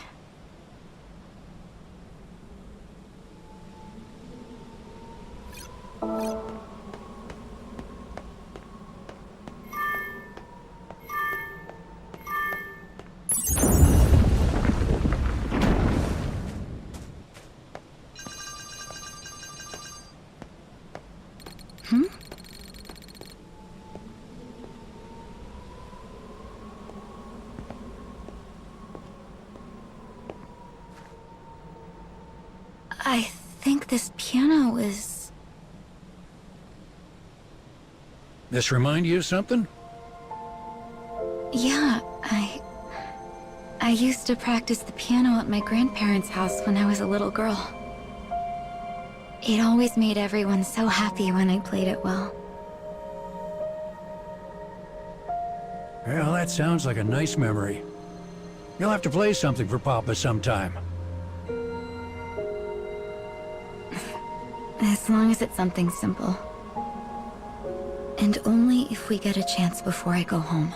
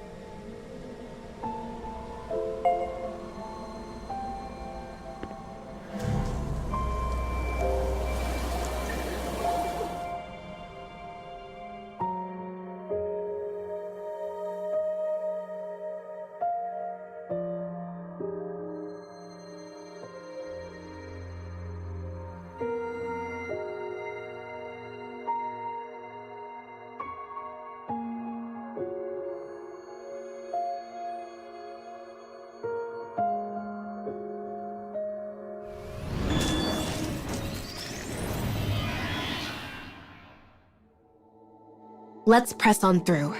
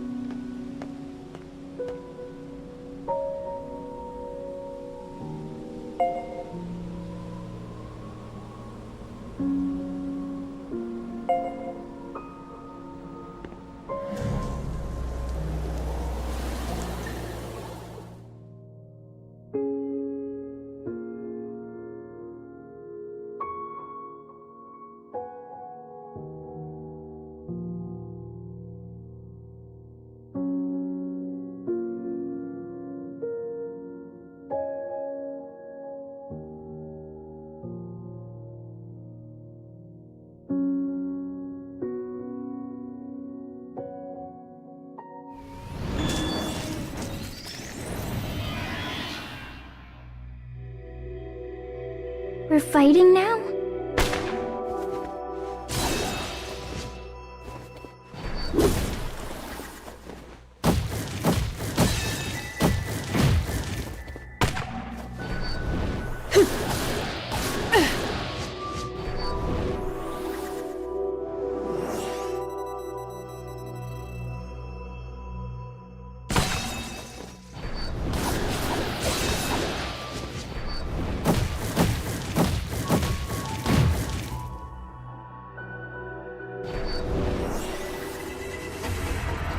I've got enough death for everyone.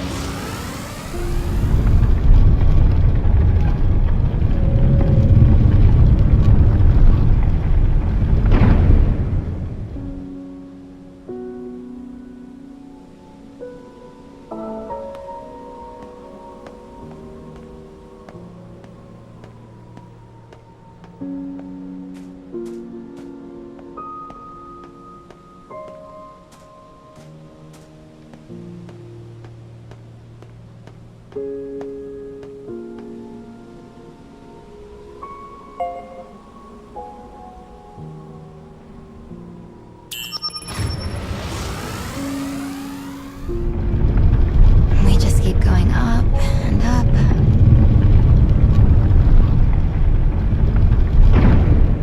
We'll be at the last scarecrow soon. It's the home stretch before payday.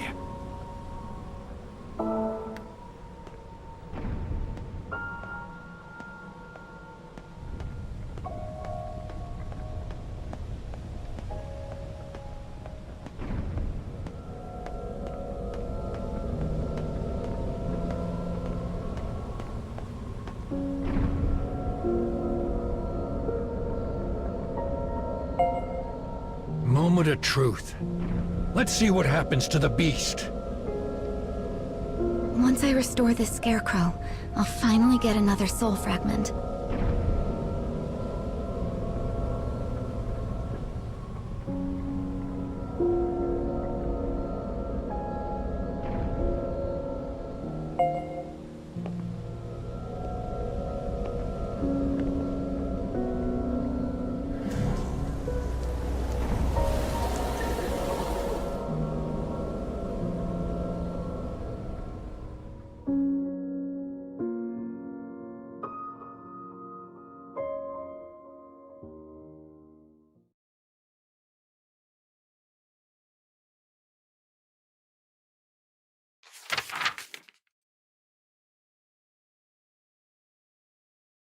In the ruin of a wood, the girl with the wavy hair stands before her best friend, the once bespectacled girl who has now assumed the form of a beast.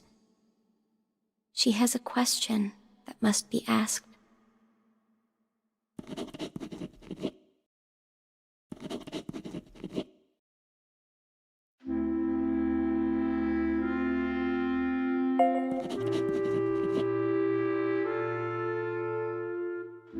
Upon hearing the answer, the girl hangs her head low.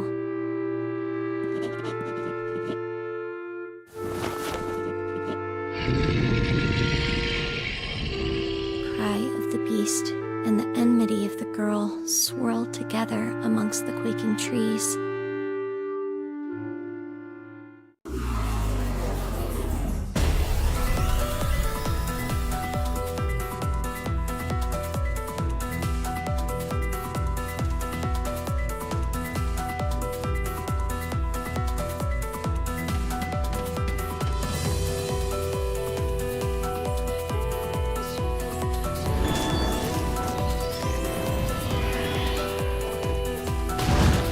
I can't believe I thought you were my best friend.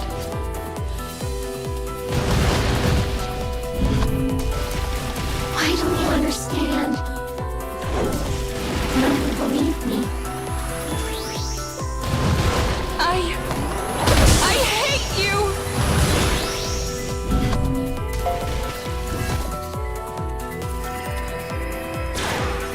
No, no, no, no, no, no, no, no!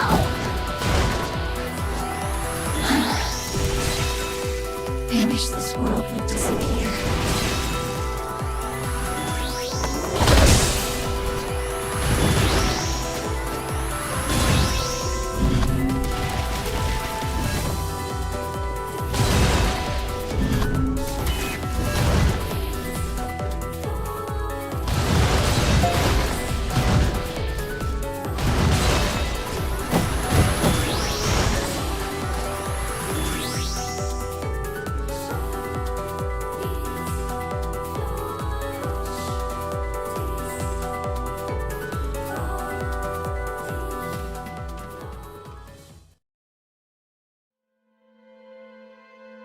The bespectacled girl has fully transformed into a creature of pure malice and hate.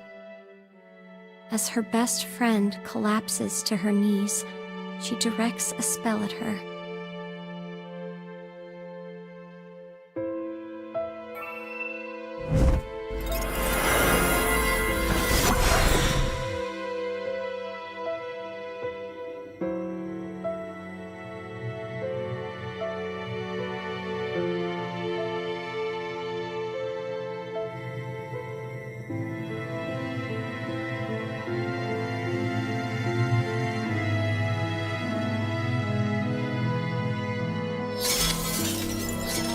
Yet all reason is not lost. Tears pool in her eyes, her fists unclench.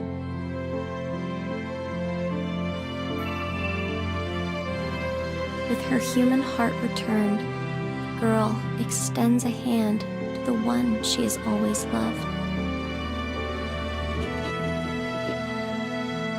With those words spoken, the girl with the wavy hair plunges her staff into her own chest.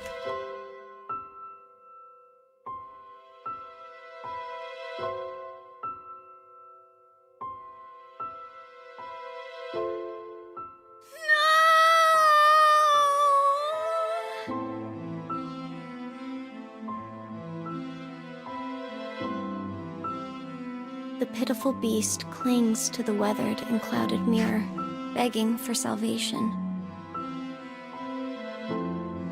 But the glass remains silent. The only sounds are the wails of the beast as they echo about the wood. There had never been a shadow. The bespectacled girl despaired over an existence where her wish would never come to pass. So she cast a terrible curse upon herself and sought vengeance against the self-same world that denied her. But when the path of her revenge came to its end, she realized that it led to nothing.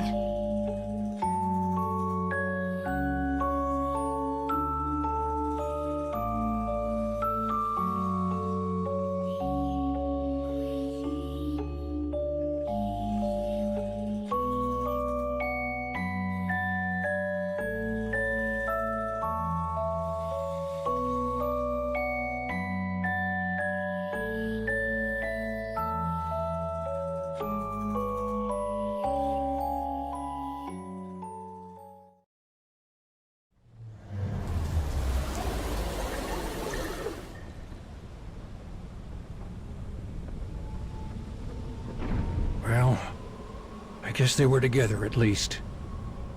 But despite how much they cared for each other, they couldn't escape what fate had in store. To avoid conflict, someone needs to push down their feelings. It's the only way nobody gets hurt. In any case, difficult topics aside, you did a fine job.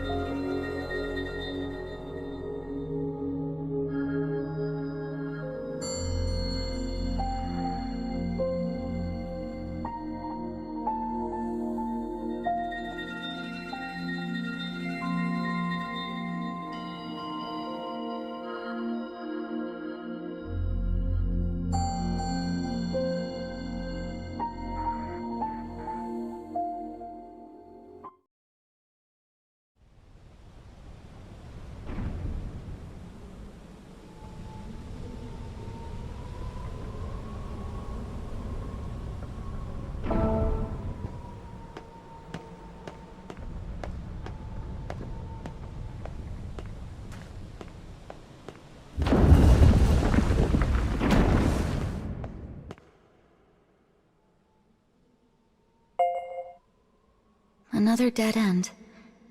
Oh, but we can skip this with a warp, right? Oh-ho!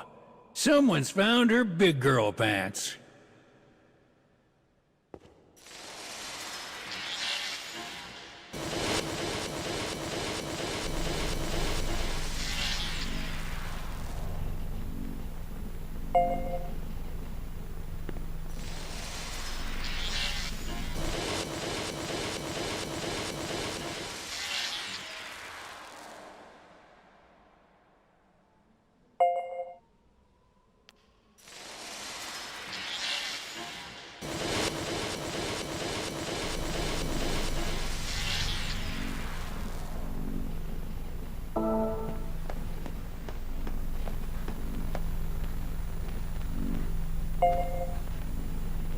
These TVs. So next we're going to see my...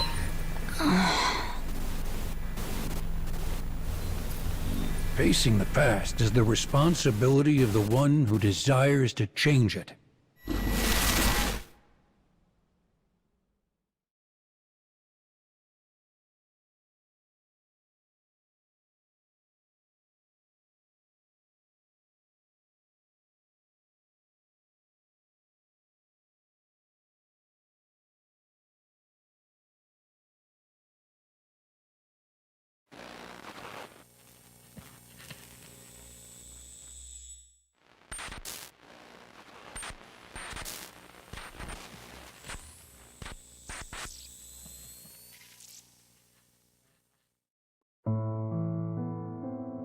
The girl, a student at a metropolitan high school, walks the halls with a bright and cheerful smile.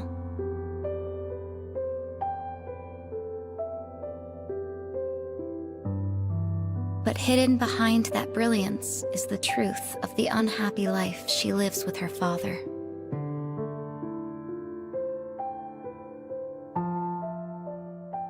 The debt accumulated by her mother caused immense mental and emotional pressure on her father.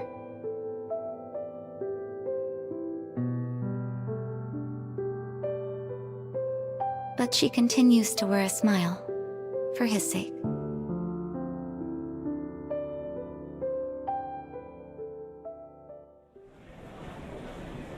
With the day complete, people hurry about their business in the evening gloam of the city. The girl walks alone on the street, bathed in the warm glow of brilliant neon. Her hood has been pulled down over her eyes, as if attempting to hide a grim truth.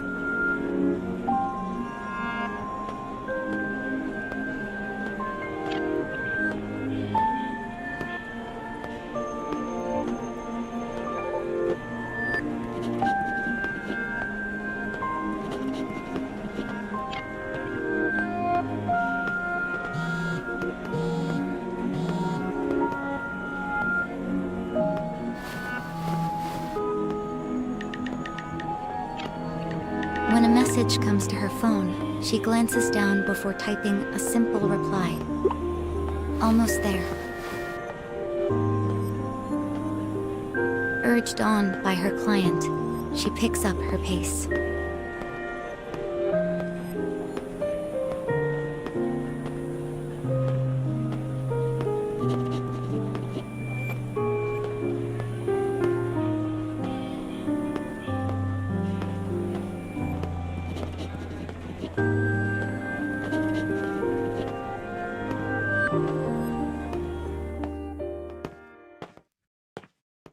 The lights of the city fade as the girl enters the malignant gloom of a dingy alleyway. While the city is bright and vibrant, here, darkness reigns. A young man of college age stands amidst the shadows. Seeing her approach, his face breaks out into a lean and hungry grin.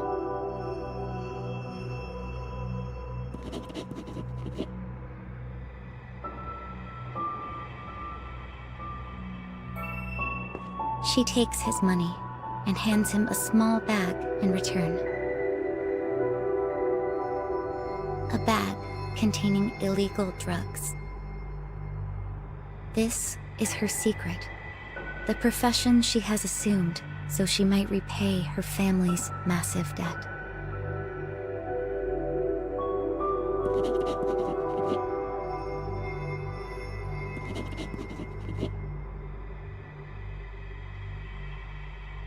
As the student continues mumbling, she spins on one heel and begins her retreat.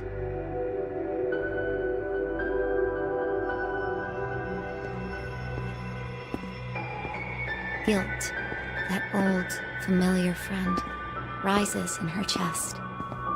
Guilt over abetting the destruction of another life. Enough. This is for Dad. Nothing else matters.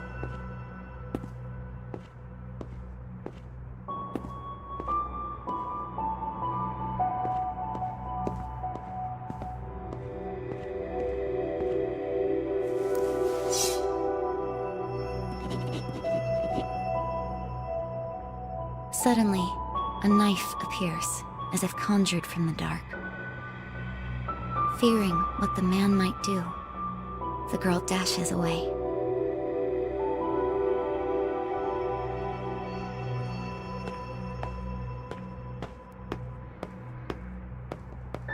I'm sorry. I'm sorry. I'm sorry. She weaves and bobs through the crowd of people, drying tears on her sleeves as she runs.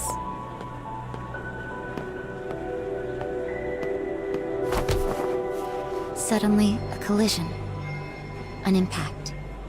Pain.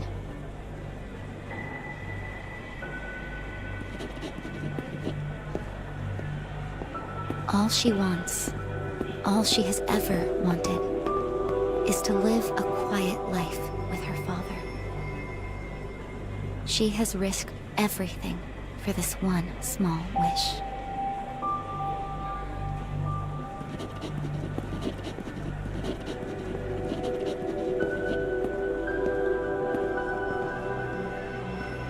But in this world, the people who pass by on the street care nothing for her.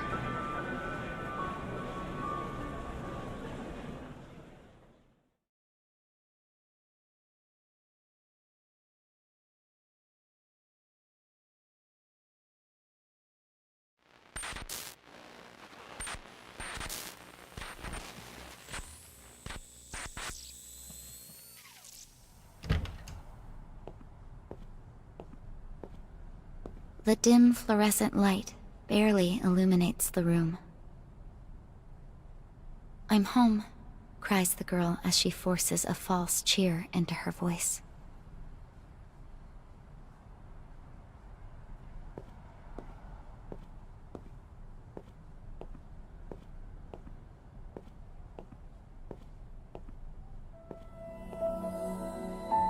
Her father's empty eyes gaze into a blank television.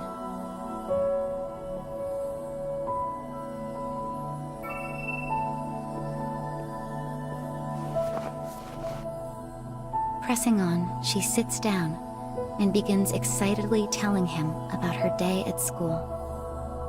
Eventually, she gets around to the biggest news: a list of jobs at fine companies that her homeroom teacher had encouraged her to pursue. Convinced this news will lift her father's spirits, she is shocked to see him crumple into himself and begin to wail uncontrollably.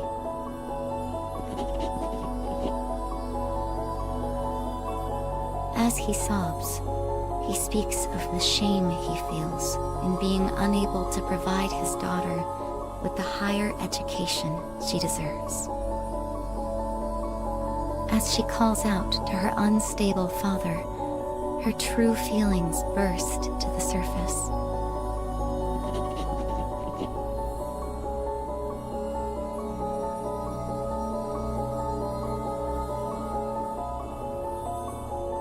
Why, Dad? Why are our lives like this? It is a question she has asked uncountable times, yet the answer is always the same. It is her mother's fault. The woman who took everything from them and left nothing but crushing debt in return. And so this day ends like all the others, with cold rage accumulating in her heart like so much snow in a blizzard.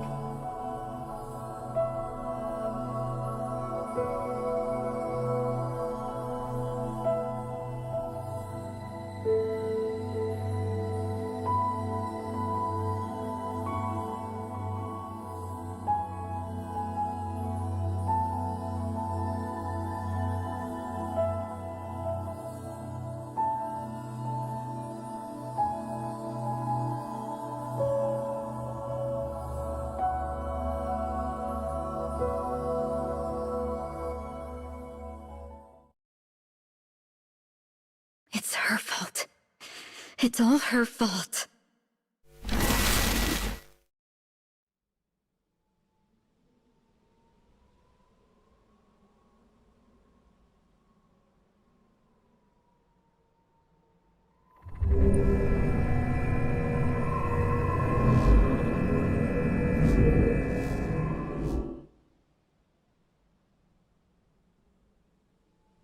Things were never easy for you, huh, kiddo? I would do anything for my dad. But I can't. Not by myself, anyway. If you fix the broken sun, then your past will...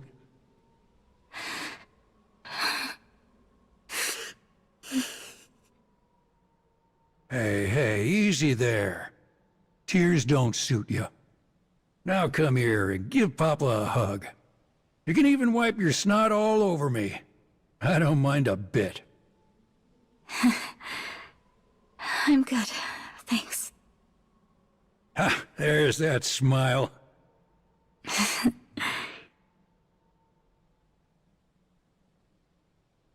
All right then. Let's get a move on. Okay.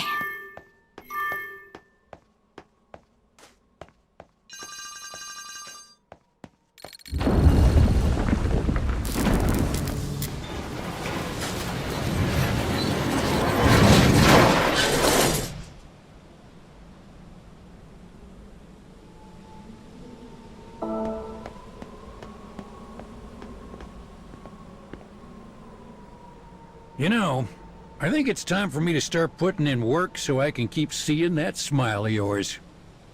Just don't throw out your back, old man.